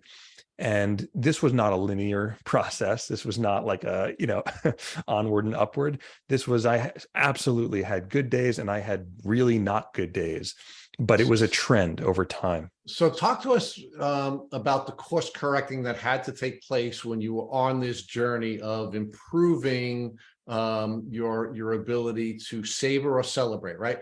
Because there are going to be things that are going to interfere with our ability to celebrate, or to, I'll use your term, to savor the successes that you're having, right? One of the things we often see in our community is that folks will then have some other issues that they have to deal with, right? And I'm wondering whether or not you had to deal with any feelings of whether or not you now deserved to have this freedom that you now had. And you did hint to us early on in this podcast that you had to work through some challenges that you had from your childhood. There had been some childhood issues that, and let's talk about that, how our childhood experiences, many before we're even 7 years old and cognitively aware of those experiences, now become shortcuts in our brain. And in many cases, those unhealthy shortcuts that are uploaded into our brain then interfere with our ability to go through the process of savoring or celebrating our successes, which then make it harder for us to have the myelin sheath thicken and become a more healthy neural pathway. Oh yeah, 100%. You're speaking to my experience completely. I think the thing I noticed, and maybe it took me a while to consciously realize this, but that what would kick me out of that peaceful place, that place I could get to for a second, was what it would be immediately followed by, which is, I can't stay here. Like that's, and I don't know if it's partially coming from a place of, unworthiness but in some level, it's beyond psychological. It really felt neurological, that my brain and body had just been conditioned to not allow myself to settle, right? That is something I remember most prominently, and took me a long time to decondition, is that even when I understand now mechanically what to do to get in that space between stimulus and response, and I understand from a neurobiological perspective that savoring is a good thing, and I know how to do that, there was this almost reflexive response that would kick me out of it. And that response was very much like, oh no, like we don't settle here. Like we visit here, but we don't actually stay here. And so, of course, to your point, like, yes, there's emotional components there. I have a friend who's on the tail end of recovery from long COVID now, and he said something really interesting to me the other day. He came to this realization just very recently. He said, "This is a medicine. You know, this COVID for me was a medicine." And I said, "Wow, you know, that's an interesting perspective." And that's a perspective that took me a long time to get to with the Lyme, is that it is a guide in a lot of ways that can wreak havoc, and certainly does. And it can also at the same time illuminate things that were always there, right? That we're contributing to that allostatic load, that total load we mentioned in the beginning, that we're just waiting to be released or addressed or recognized in some way. And so, you know, again, for me, it started with kind of what I think of as the low-hanging fruit. Like, okay, there's some nutritional patterns and habits and stress lifestyle patterns that, you know, it's shown the spotlight on first, that these are the things you can and should change. And changing those, as I mentioned, like, you know, created a little more buffer, a little more wiggle room, a little less reactivity. Then the next level comes in. Then there's the, you know, the trauma responses, the tension, the stress that has built up over a lifetime of being human. We all have it. And there's been really interesting studies that have been, you know, widely spoken about now, these ACE scores, you know, adverse childhood experiences, where they've directly correlated the number or the extent to which people have experienced adverse childhood experiences, and they have a whole way of defining what those are, with the likelihood of coming down with a chronic illness or experiencing things like chronic pain and depression. So Ben, let's stay there for a second and focus on that, because like, these adverse childhood experiences aren't necessarily the result of trauma that you've experienced yourself, although of course that would be an adverse childhood experience, but it could be experiences that your parents were having during your childhood, which then uploaded into your brain, even though they weren't particularly traumatic to you. So there could be situations where you suffered physical violence, or sometimes you could suffer emotional trauma, but there are times where there's just trauma around you. And certainly in this precognitive phase before 7 years old, they get uploaded as shortcuts into our brain, and they become unfortunately unhealthy loops that limit our ability to heal in many cases. Yeah, I mean, there's a number of rabbit holes to go down here, but we also know that there is, you know, to a point you mentioned, there is this theory of acquired traits, which seems to be proving true the more they research it. And we know that stress patterns and cortisol can be transferred in utero to the fetus. A friend of mine actually founded an organization called Expectful that's aimed at helping pregnant mothers reduce the level of stress for that reason, to inhibit passing on those stressful states or high cortisol states to the fetus, to the child. And even, you know, beyond that, stress patterns and reactive patterns. I mean, on some level, it's like, okay, there's a lot of science that's interesting and everything here. On an anecdotal level, it's sort of fairly obvious. Like, we know we get certain patterns from our parents. It's not that mysterious. And we know about epigenetics and how, you know, things can get passed down and how things can change. To bring it back to a really hopeful place, we also know that we can have a tremendous amount of influence on our genetic expression. And, you know, I've heard it said that roughly a third of the genes, you know, are kind of set, and 2/3, that means are within our control, or 2/3 of the genetic expression are within our control. So we have a tremendous amount of control. And one of the things we have to acknowledge that we do not have control over is what our parents went through, or even what we went through as a child.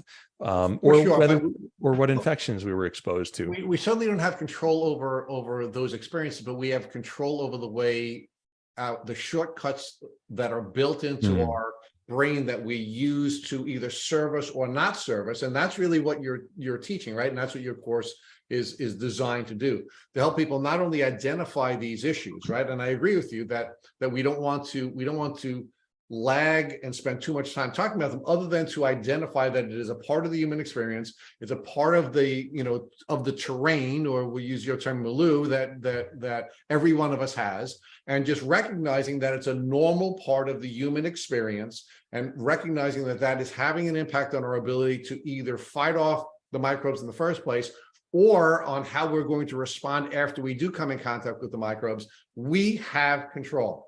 We are adaptive beings. We have neuroplasticity in our brain. We have epigenetic tools in our body, and I would take issue about whether or not it's 1/3, 2/3. I think it's substantially less than 1/3 of our genetic expression is coded with proteins. I think it's much less. So because we are such an adaptive machine, and because we have, as you had defined so I think eloquently, that space between an event and our response, we have superpowers that we can use to heal. And again, I agree with you that everyone's path has to be individualized, but one of the things that every one of us has is the ability to use our neuroplasticity and our epigenetics to heal.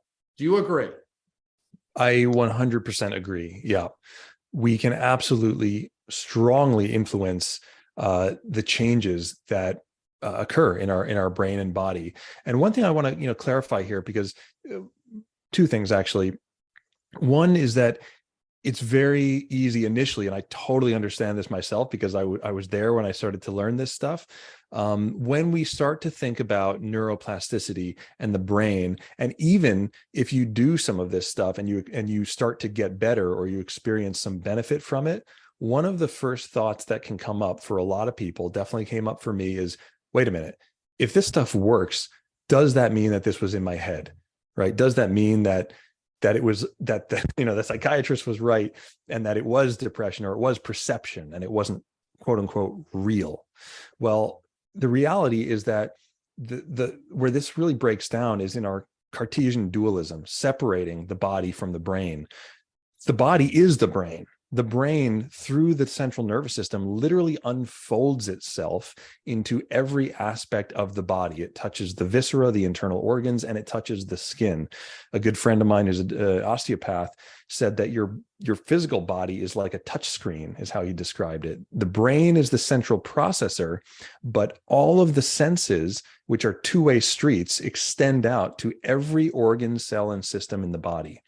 So it is absolutely the case that this can be, I always say, it's not psychological, it's neurological.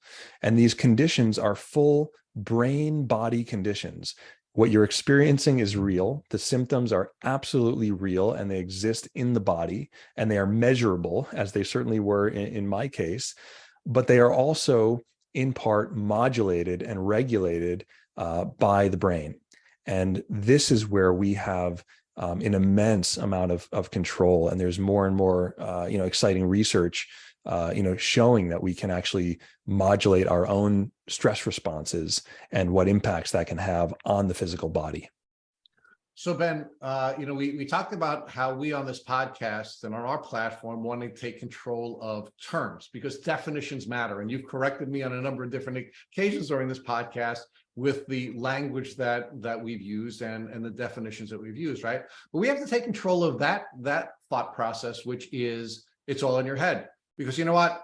It is all in your head. And that's a good thing, because once we understand how our brain works, and you so eloquently defined that relationship between the brain and our body, then we are no longer offended by the reality of it really being all in our head, because it is all in our head. And the solution to the problem, at least in your case, was to understand that it was all in your head, to understand that you had control over what was happening in your head, and understand that because of the adaptive nature of your brain and your body, that you were able to use the freedom that Dr. Frankl had defined as a vehicle for healing. Yeah, and I would just say that it starts and it ends in your head, right? When something is triggered by a certain brain pattern, it can produce, inflammation. It can produce real changes that are absolutely in the body. So not in the head, but actually in the body. But then the results of those changes, meaning the symptoms or the sensations that we experience, again, are perceived in the brain. So yes, it starts in your head, it ends in your head, but it loops into your body. But it is all in your head, right? And we should own that term rather than having that term used as a way of gaslighting us. It's a term we should use to celebrate, right? I mean, we were using that as an issue, right? Because one of the things I remember Dr. Horowitz saying in one of the podcast interviews we did, he says, yeah, it's all in your head. You have bugs in your brain, right? And because you have bugs in your brain, you're going to necessarily have these changes that are taking place in your brain, right? So I want to talk to you about one last thing on this topic, and then I want to bring some observations in about my work with Matt, because I really love your perspective on Matt's healing journey. Because I've had the blessing of interviewing almost 350 people who've been on a Lyme disease journey and watched them heal. But at the same time, I've been on this journey with Matt Sabatella, right? And I've watched him heal, and I've watched him learn from, the people who've interviewed and watched him get better. And I'd like to get your perspective. Before I get there, though, I want to ask you about the 5 different ways our brain may be, and I just came up with these 5 based on doing some research on you and some of the work that you've done, right? So one of the things we talked about is that our our brain could make adaptive changes which are not going to serve us, meaning going to cause us to be sick if we have these precognitive uploads that are brought into our brain based on the human experience. And you actually pointed out that could happen in utero, right? So that's one way that our brain could be altered so that we will have these uploads that will not serve us. We talked about trauma, right? We could have traumatic experiences, both physical and emotional trauma, that could cause us to have these uploads that, again, triggering us into a sympathetic state. We could have microbes in our brain, and you actually showed in your TED Talk an image of your brain at one time and an image of your brain your second time, and you had those arrows on it, and you had lesions on your brain before, and then you didn't have lesions on your brain the second time, right? So you could have these bugs in your brain that literally attacking and eating your brain, which happened with you, right?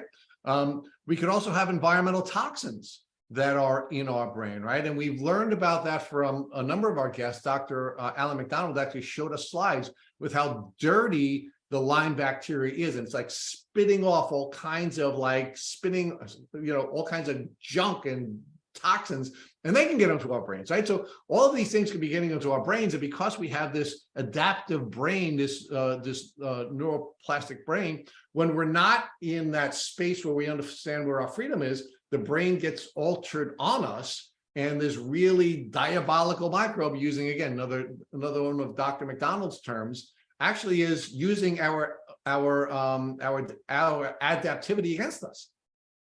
Exactly. And when we're in that hyperreactive state, in that sympathetic dominance, the brain's learning capabilities get ramped up because it's a survival mechanism, right? It's like, okay, this is survival mode now. I need to be on point, and I need to be constantly ready to detect and learn and wire in what I perceive as a threat so that I can deploy that threat response pattern of inflammation in the future.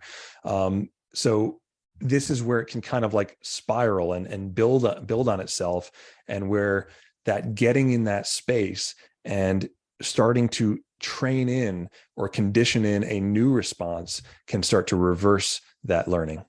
Okay, so now, Ben, I want you to use your reorigin tools on Matt Sabatello to analyze. Wait, Rich, before you go there, I want to follow up on your previous question. Then we can analyze me. So we recently posted a graphic on social media about Lyme hiding within nematode parasites in the brain. And every time we do that, Ben, it just triggers people, right? Because they think, there's no medicine that's going to penetrate my blood-brain barrier that's going to be able to kill these nematodes and kill the Lyme inside the nematodes and all of these other bad things that exist in my brain because of Lyme and parasites from a tick-borne illness. And Rich and I always have to respond to these comments and encourage people, but how would you respond to that? If people have these nematode parasites in their brain that are protecting the Lyme bacteria, that are altering your brain pathways, can brain rewiring and these techniques help actually your body's innate defenses kill it on its own? And, if so, is it really as scary as people think when they respond to our social media posts? Yeah, it's a good question. I have to say, this is certainly not my area of expertise. I would say that when you can help the body and the nervous system into a state where it is optimized for self-healing, the best chances of homeostasis arrive. But beyond that, I can speak very little I'm actually not familiar with what you're talking about, so I don't want to touch on it too deeply. Well, And let me Ben, jump in, Matt. okay. I do want to jump in because part of what we learned here from Ben during this really great interview, Ben, you're doing a great job here. We're really enjoying this with you. Is that like one of the things that Ben had to learn was that is that what medical professionals should be doing for us is reestablishing the self-healing system, right? That's what medical professionals should be doing. That's what we should know about our systems, because part of the reason why so many of us cannot heal is because we are not properly educated in how to use our body, right? We don't know how to use our body. We don't know our body is essentially a self-healing system. We don't know what our brain is designed to. We don't know how our self-healing system works together. And because of that, we're in many cases making decisions to use modalities and to pursue treatments that aren't necessarily going to heal us. But Ben is a perfect example. He could show you proof positive. He had a brain with lesions, and then he didn't have a brain with lesions anymore. Yeah. And the gap between those two things was Ben understanding that place where he was free between the event of having brain lesions and the activities that he took to reestablish a self-healing system through learning how to control his brain and learning how to rewire his brain, that ultimately showed he was able to show on his TED Talk proof positive, lesions, no lesions, right, Ben? Correct. Yeah, yep. and I'm with you on that. And I'm a firm believer that these things can be remedied, and so is Dr. McDonald, who discussed this on our podcast. But it's just scary, right? When people hear you have bugs in your brain, when people hear your brain is stuck a certain way, it, depending on where you're at, can trigger you into deeper fight or flight, right? And that's sort of my point here, Ben, is, you hear all these scary things. Oh my goodness, I have all these horrible things in my brain that I, was born with from my mom, because she had all these pathogens that flooded my system and came into my brain. And now I picked these things up all throughout my lifetime. There's no way I can get better. I don't care what you're telling me. And it becomes overwhelming to hear all this background. However, we have to find ways to overcome that fear and implement techniques both from, treatment modalities and brain rewiring modalities to help us overcome this and heal. And I think that's the barrier I'm asking. How do we broach that subject? I see. Yeah. Thanks for clarifying that. And that makes so much sense. That's exactly where I was. I think, look, whenever we talk about, certain things within the body, that when we approach it from a place of thinking about it as like there's damage done. I remember, in my 20s when I had like knee injuries and stuff, I became so depressed because I did not have, even with my background of like exercise and everything. And at that point, I didn't really have a firm handle on or understanding of adaptability and plasticity and change. And I'm not saying just brain plasticity, but the plasticity of our body tissue as well. And so when I got, joint tissue damage or something, I was like, in my mind, it was like, I started off with all my chips and now I've got half my chips and, it's all going to be downhill from here. Right. Not knowing that through physical therapy, through exercise, through movement, through, let's say motion is lotion, through a number of things we can do, tissue regenerates, limbs heal, things happen. So things can change. And then when it comes to, the brain, I think that emotional response gets extrapolated much further out, because it's like, we know that even for the layperson, which I was when I got that diagnosis of MS and had the brain scans come back with the lesions, we know that the brain is important. This is a really important thing. I do not want to have quote unquote brain damage, which technically I had. And so when you hear a neurologist and show you that you have brain damage, especially something of the nature that typically does not resolve. And I'll say when it comes to things like brain lesions, there's very little understanding of what actually causes brain lesions, and if they do go away, why they went away, or most of the time they don't. But yes, being in that place where anything close to your brain has happened can be extremely frightening. And for me, one of the biggest shifts and reprieves was just understanding the concept of neuroplasticity. When I learned that the brain is plastic, that the brain is malleable, and just like that wound that you can get on your thumb that heals itself, that the brain can do the same thing, that gave me hope. that got me out of that place of feeling stuck, like there was nothing else I could do or no place I could go but down, to feeling like, okay, I don't know how this is going to change. I don't know what to do yet, but I know that the brain changes. So let me look at some cases that were like me or worse than me, who's, were people where they were able to change their brains. And that gave me a tremendous amount of hope for myself. So Ben, in answer to Matt's question, the way we should be responding to these folks on social media is to say, you are a self-healing machine, and you can assist yourself with your neuroplasticity and through your epigenetics to ultimately heal your system, right? Yeah, I think if I could have just one message to get out on a billboard or something to blast out to people, it would be plasticity, malleability. You are not stuck, because I know from experience and talking to so many people that feeling is just the worst. It's a bad place to be. And it's a totally understandable place to be. When you've tried and been met with resistance so many times, it's totally understandable and easy to feel stuck. But I think that paradigm shift of, okay, nothing is truly static. Everything, including the human brain, can actually change itself. That gives a necessary glimmer of hope that can open that door just wide enough for us to put our foot through and start taking those steps. So now let's take the next step, Ben, which is, one of the things we learned from Dr. Leo Shea, who was one of the Lyme pioneers, a psychologist, a brilliant psychologist, was that he argued to us that every single psychological symptom is really a physiological symptom. Everything, right? And I think you're making the same argument that, that all of what is happening is we have a brain that is reorganizing to serve us, right? We have this binary brain, fight or flight versus digest. And we, of course, our brain is always developing these shortcuts because it is such a resource hog of an organ that it has to come up with shortcuts. And now we just talked about a shortcut that everyone in the Lyme community has to deal with, which is, can I get better? Can my brain heal? And of course, what's happening is now this loop that we have in our brain, which again, remember, the loop is a belief. It presents itself as a belief, right? And the belief that, that Matt was just asking you to identify and to help us to deal with when we're dealing with on social media is, can I get better? Can my brain get better? And the answer to that question is, well, yeah, you have to believe you can get better in order to be able to get better, but it's understandable that you have this loop in your brain that leads you to believe that you cannot get better, right? I mean, and isn't that what you were arguing there, that because of these shortcuts in our brain, these shortcuts then present as beliefs, and these beliefs present as thoughts, these thoughts then begin to trigger as feelings, feelings then trigger as actions, and then we find ourselves in that really negative cybernetic loop. Yep. Yeah. What you're speaking about is there's a conditioning effect known as learned helplessness, where classic example is how elephants are trained to stay in captivity. A cuff is put around their ankle and they're staked into the ground.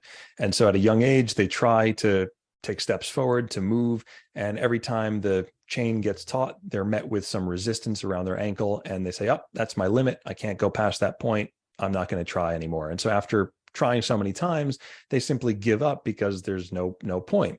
At that point, the handler will actually remove the stake from the ground, remove the cuff, and the elephant stays put, stays within the boundaries of the confine that it learned are its limitations, because it was met with that resistance. And so it forms the belief, isn't even the right word. It's a neurological wiring that is associated with the boundary, that limit. Let's say it's like a certain marker at the edge or in the middle of the room.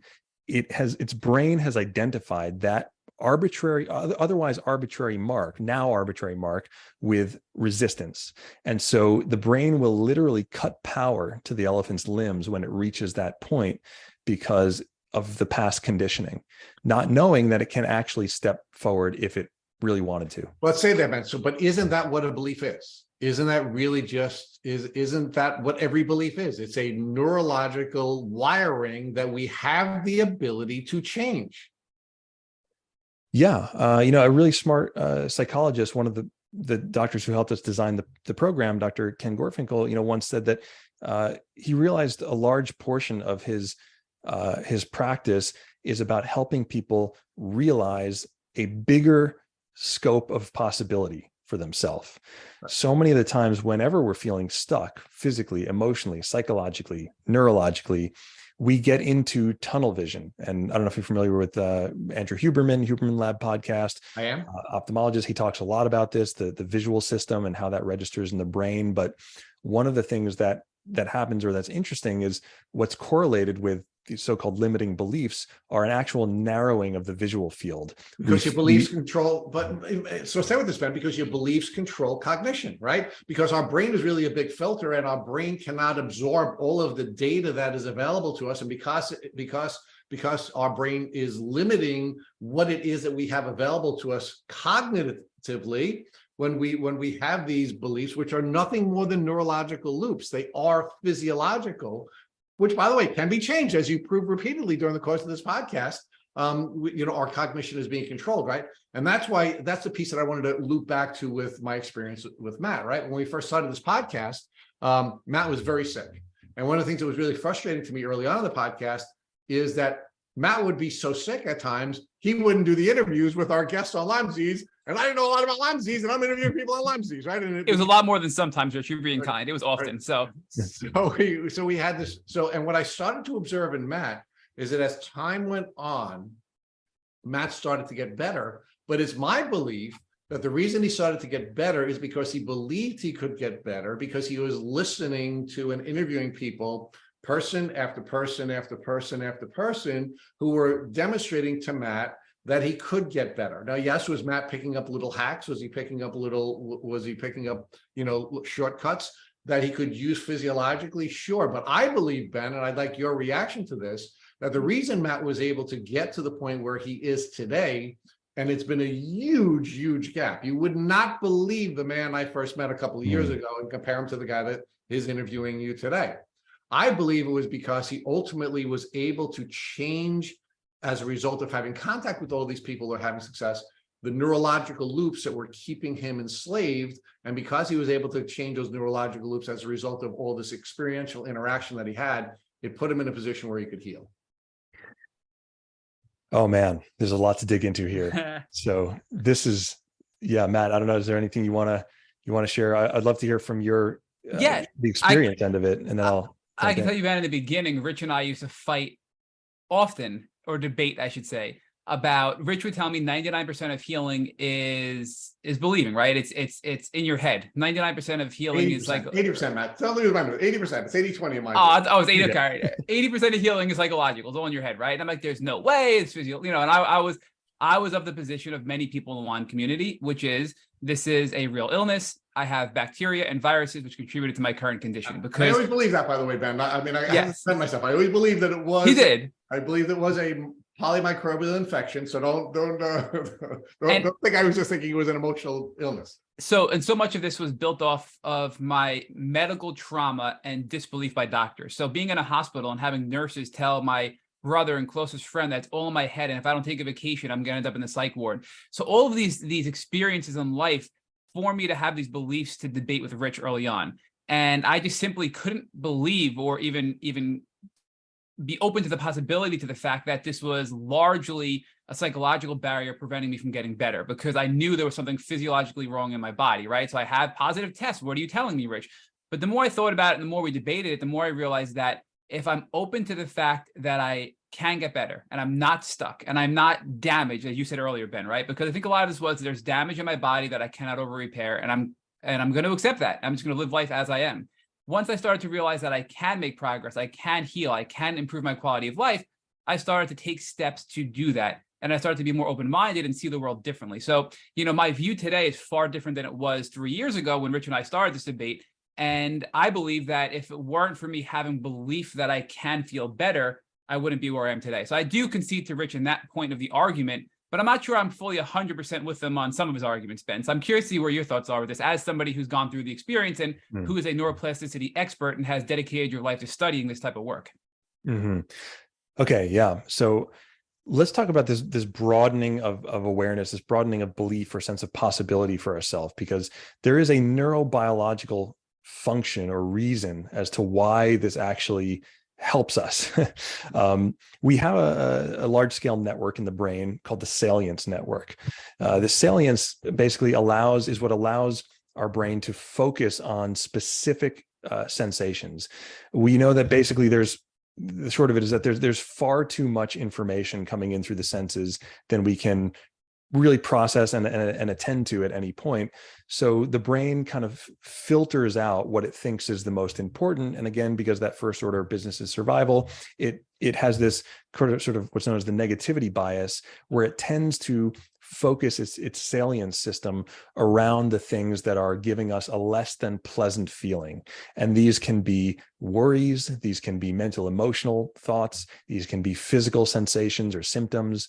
But whatever it is, that sensory input, when it's uncomfortable or we'll say negative, is given more weight. I think it was Kierkegaard, famous philosopher, wisely said that the entire world goes sour when you have a pain in your thumb, right? So that same salience mechanism that allows your brain to pick out the conversation that you're having with one person in an otherwise very crowded, noisy room will allow your brain, or have your brain, hone in on these, almost like the squeaky wheel, on these unpleasant sensations, and essentially magnify or further sensitize itself to take more signals from that area. Another way to think about it is like this. Imagine that there's this huge, vast football stadium, empty stadium, big, beautiful space. And there's one thing in the stadium. It's a little radio. Imagine there's this little red radio, kind of a squawk box, just making all this noise. And so a few people, start to gather around that radio because we think that's where the action is, not realizing that there's all of this other space. So when we experience a symptom, a worry, a fear, a thought like I'm stuck, I'm not going to get forward, I'm not going to move forward, or pain in the body, the mind will and the brain will take more signals from there at the exclusion of other experiences. Now, we're not saying that the experience you're having is false or it's not true. It might very well be the case that there's pain in your body, and that there's symptoms that you're feeling, and that there's a long road ahead, and that these worries might have some certain validity to them. So it's not to discount that or to challenge that. It is to say that there are other things going on as well. Out of this 11 million bits of information that's coming in through the brain per second, we're only taking in about 1% of that. Actually less. We're only taking in 9 bits. 9 bits. Thank you. So far less than 1% of that. So part of this self-directed neuroplasticity really boils down to what's known as reprocessing. And this is something that's been used very effectively in a modality form called PRT, or pain reprocessing therapy, and goes back to what Dr. Ken was saying about what he realized with his scope of practice, that it largely boils down to helping someone into a wider scope of awareness, where you can, once you're in that gap of stimulus and response, and I'll kind of get back to my own story and experience of it now, once I was able to get there a little bit more reliably, the next thing I started to do was take some control and direct my awareness, right? So it's like, okay, in that little space, I have something that I didn't have before.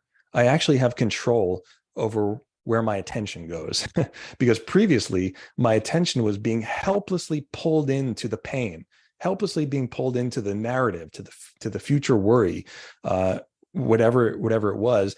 And in that space, which I now know is, being in that parasympathetic state, the brain has more bandwidth, and our attention network can actually become available for where we direct it. So the practice here. Can I ask you to focus on one thing before you take that step, right? Because our brain, as you had pointed out, is survival software, right? It is designed to help us to survive primarily, right?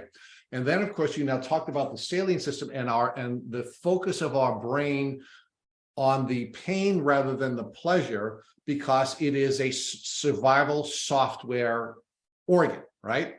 But the next step we have, of course, is because we're filtering out, almost all of the data that's available to us. Mm-hmm. What happens when the salient system is focusing on one piece, Then we trigger the reticular activation system, and we get more and more and more of that information as time goes on. So can you give that piece to our listeners as well, where we're focusing on the pain? And I really love your example of being in a stadium and going to the radio. And now what's happening is the only reason we're seeing the radio is because our brain is bringing us back to the radio, because that's what our survival software has been triggered to do. And that's what the reticular activation system does to us. And it really makes it difficult for us to focus on anything other than that, unless we have tools the way you're developing.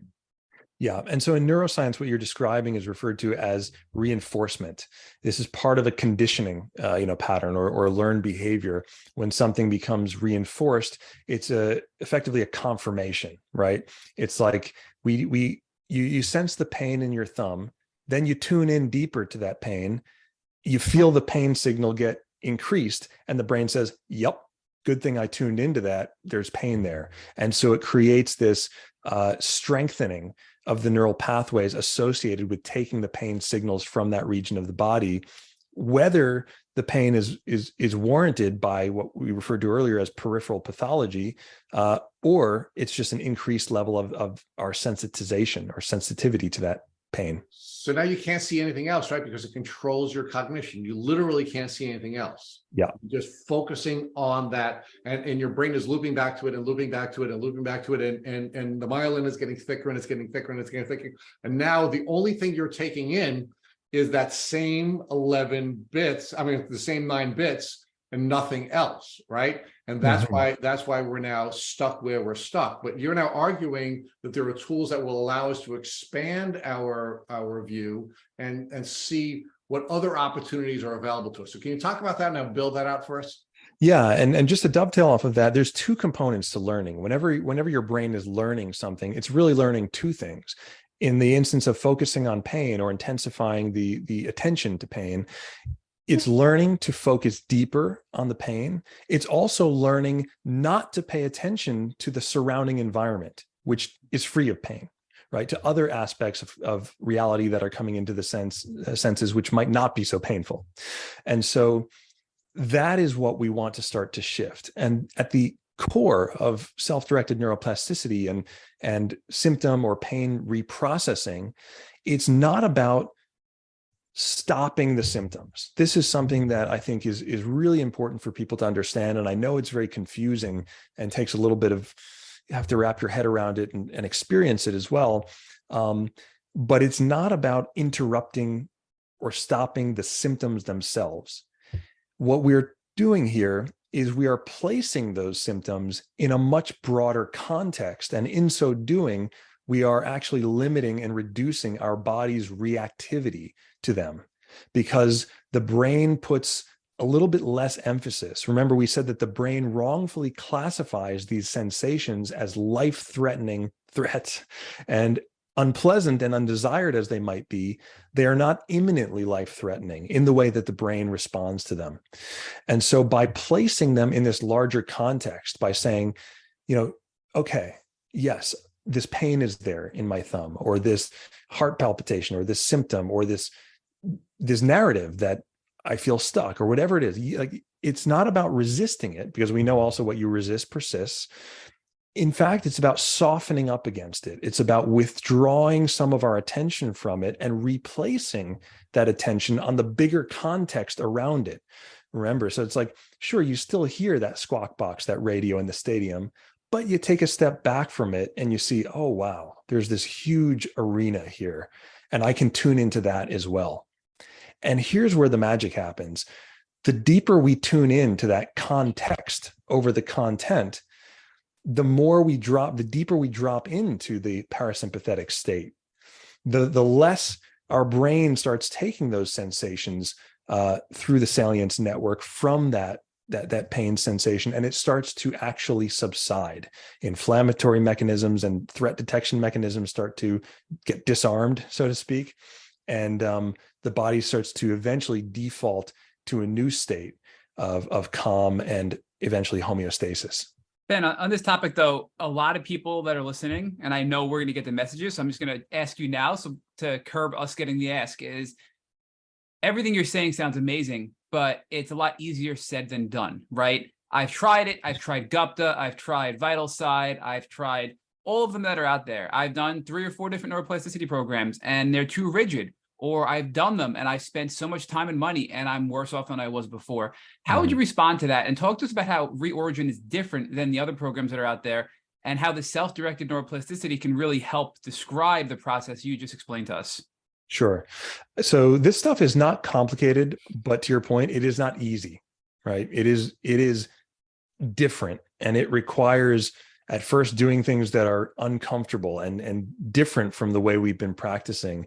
And one of the things with Reorigin is we've had the benefit of working with a lot of people that have done a lot of brain retraining programs in the past and have come to us with a lot of questions. And one of the ways, although I certainly haven't done all of the neuroplasticity programs out there myself, I've done a handful of them in an effort to always learn.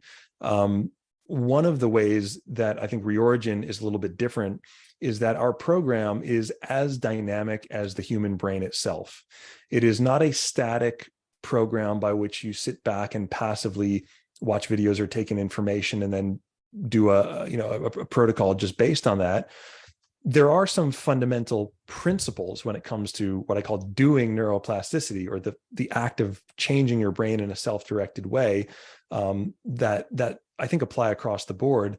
But how you actually implement those, I believe, needs to be very personalized and customized.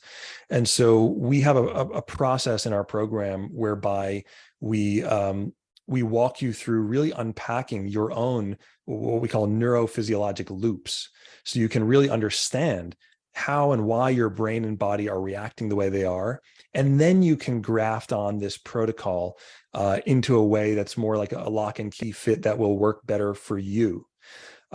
In addition to that, we also have coaching. We have group and individual coaching that can help people custom tailor this. So I think that level of customizability and personalization and responsiveness is really key.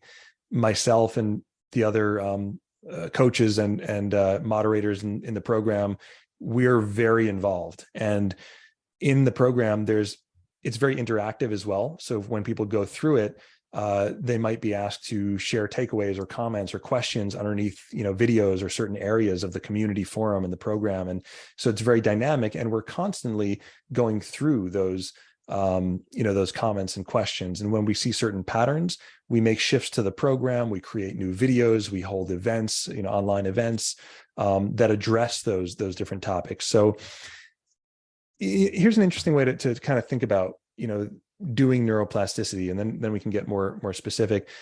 Imagine that you're trying to pull a fence post out of the ground. Imagine how hard it would be if you were trying to follow a protocol that told you exactly what angles and number of movements and repetitions you had to do to loosen up that fence post to pull it out of the ground. Instead, there are certain principles apply. Like a fundamental principle would be that the more you move it, the looser it gets, right?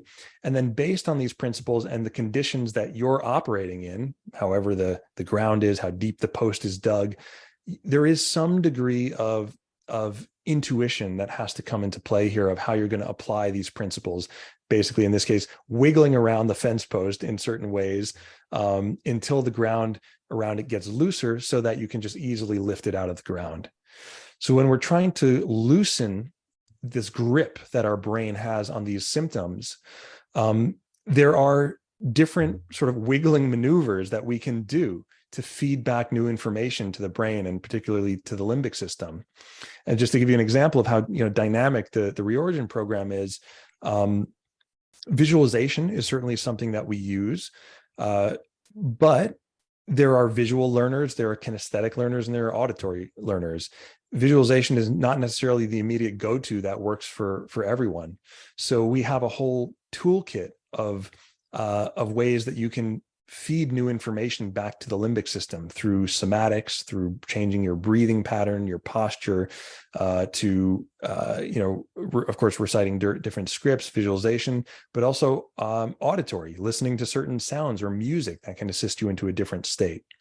And then the personalized aspect of helping people learn how to combine these tools in a way that's going to work for you to broaden that scope and loosen the foundation around those symptoms, I've seen has been really, pivotal and essential for a lot of people. Yeah, I look at this, Ben, if I'm listening to this podcast and I'm super interested in neuroplasticity, and now I'm really interested in reorigin, right? If you could just give us a little bit more detail about if somebody wanted to go to your website, and I think it's reorigin.com, is that correct? Yep. Reorigin.com, and they wanted to sign up.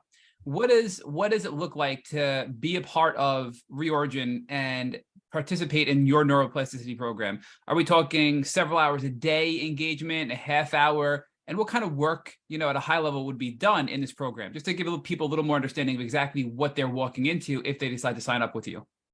Yeah. So the first thing they'll do is they find themselves in a community platform.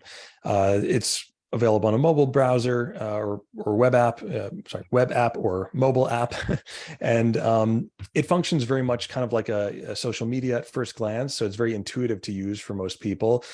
Very unlike social media, however, it is highly curated, such that everything being shared there has been laid out and shared based on neuroscience principles. So we employ things like the science of small wins, everything that we've just been talking about of belief effects, which are currently being studied at Stanford, are being utilized in the information that is presented from the moment you walk in the door, so to speak, at Reorigin. Now, once someone is in the community, the journey really begins with going through a series of videos. Our video program is collectively about 7 hours, but it's broken down into bite-sized 5 to 10 minute videos that people can go through at their own pace. Some people will go through the whole thing in a weekend. Other people will take up to 4 weeks. The only real guideline that we provide in terms of self-pacing is to try to go through all of the videos within about 4 weeks, just to not get too far, have the information be too far spread apart. As I mentioned, as people are going through, they are actually participating in things right from the beginning. They're doing exercises. They might be asked to fill out worksheets or leave a certain takeaway or something under a video. And that's done for a very specific neuroscience reason, that we employ active learning as opposed to passive learning. When I went to survival school, which I spoke about in my TED Talk, I remember being bombarded with all of these lessons. They were teaching us about thermoregulation and night vision and all of these different things and how to modulate your body's energy levels. And I was like, why are they throwing all this information at me? And then they left me alone. And I was like, oh, okay, now I get it. And all of a sudden, all of these things that I had just learned had to be utilized. And well, we're certainly not going to leave you alone or leave you hanging or put you in some sort of scenario like that. The point is that when you learn and then apply right away, you remember. Your brain, it really gets wired in. And to this day, now 10 years later after that experience, I still remember every aspect of the things that I learned in that survival school, because it was learning and applying right away. So they'll go through the program, they'll learn and apply these different techniques, and then they'll start really practicing them. Now, to your question about how long this takes, this is a question that comes up all the time. I do these live info calls that anyone can join. If you go to the website now and click on book a call, you will join a group call with myself. I do these 2 to 3 times a week. And the question always comes up, one, how long does this take? Like, what's the time investment per day, which is a great question. And number 2, how long is it going to take me to get better, right? That's a question that comes up all the time. So the first one is that we have found that there is a sort of optimal therapeutic dose of practicing the reprocessing or brain retraining exercises, which is about 30 minutes a day. Now, in alignment with the first thing I mentioned, which is science of small wins and consistency being the most important thing, we always tell people, shoot for what is attainable, not for what is optimal. If what is your sweet spot when you come in is 1 minute a day, then that's what you should do. What you do is second to that you do. And in the long run, if I could say what's the one most important thing when it comes to brain retraining, it is really a matter of consistency over time. And this doesn't mean, consistency does not mean perfection. Certainly there are days when we fall down, we forget, we don't do it right. The great news is that there's no limit to the number of chances you can pick yourself back up and start again. But we do want to set ourselves up for success. And so for most people, we encourage them to start with just a few minutes a day, and then a la incremental training, work their way up to that total training time of about 30 minutes a day, which even then can be broken down into, say, 2 15-minute sessions a day or 3 10-minute sessions a day, however you want to kind of configure it. But yeah, that is the sort of answer to the first question. We work our way up to that 30 minutes. And then there are some things that we can do. We have short versions of the technique that take about 5 seconds that are meant to be done in the moment to kind of quickly snap ourselves back into that pre-rehearsed state of parasympathetic response. And I just want to clarify, when I said your website, it's actually re-origin.com, I believe, right? Yeah, so it's re-origin.com. Correct. So the final question we're going to get asked, and I'm just trying to get ahead of all the questions we're going to get here, is, pricing wise, is this a subscription model? Is it a one-time cost? It looks like you have a free demo. So can you just get a little bit into about your pricing model for people to join your program? Yeah, so it is a one-time cost. People can join the program for, I think it's $297. Is the program itself. There they have access, 1-year access to the program and the community. Part of the community includes live weekly Q&As with myself and Katie, who's the head coach, as well as events. Every month or so, we'll have a guest expert come. We've had members of the Reorigin Brain Trust. This includes Dr. Kelly Kent, neuroscientist, and Dr. Ken Gorfinkel, psychologist. We've had all sorts of experts and interesting people come. And so when people join, they'll get access to attend those events when we have them. They'll also get access to the video recordings of the sort of content library that we've, started to amass over the last couple of years. For the people that want a little bit more, accountability and support, the group coaching is really phenomenal here. This is something that about 40% of the members tend to include in the onset. They can also add it on later on once they've, gotten familiar with the program and community. But that has proven to be really valuable for a lot of people. And this is even speaking, from a person who was not really a group person myself. I was always more of like a solo, figure it out myself kind of kid. I have actually benefited tremendously in recent years from the power of coming together with people, having a weekly set time, and having people cheer each other on, support each other, and having that sense of, just support, motivation, and accountability is huge. There also is a kind of arc to those groups. There is a curriculum that occurs over the 12 weeks where they go deeper into specific aspects of the program. So there's a lot of value, and those sessions equate to about $79 a month for 3 months. So they are time bound to 12 weeks at a time. Well, I want to encourage everybody to go check out, at a minimum, your free trial on your website, because this has been a fascinating discussion.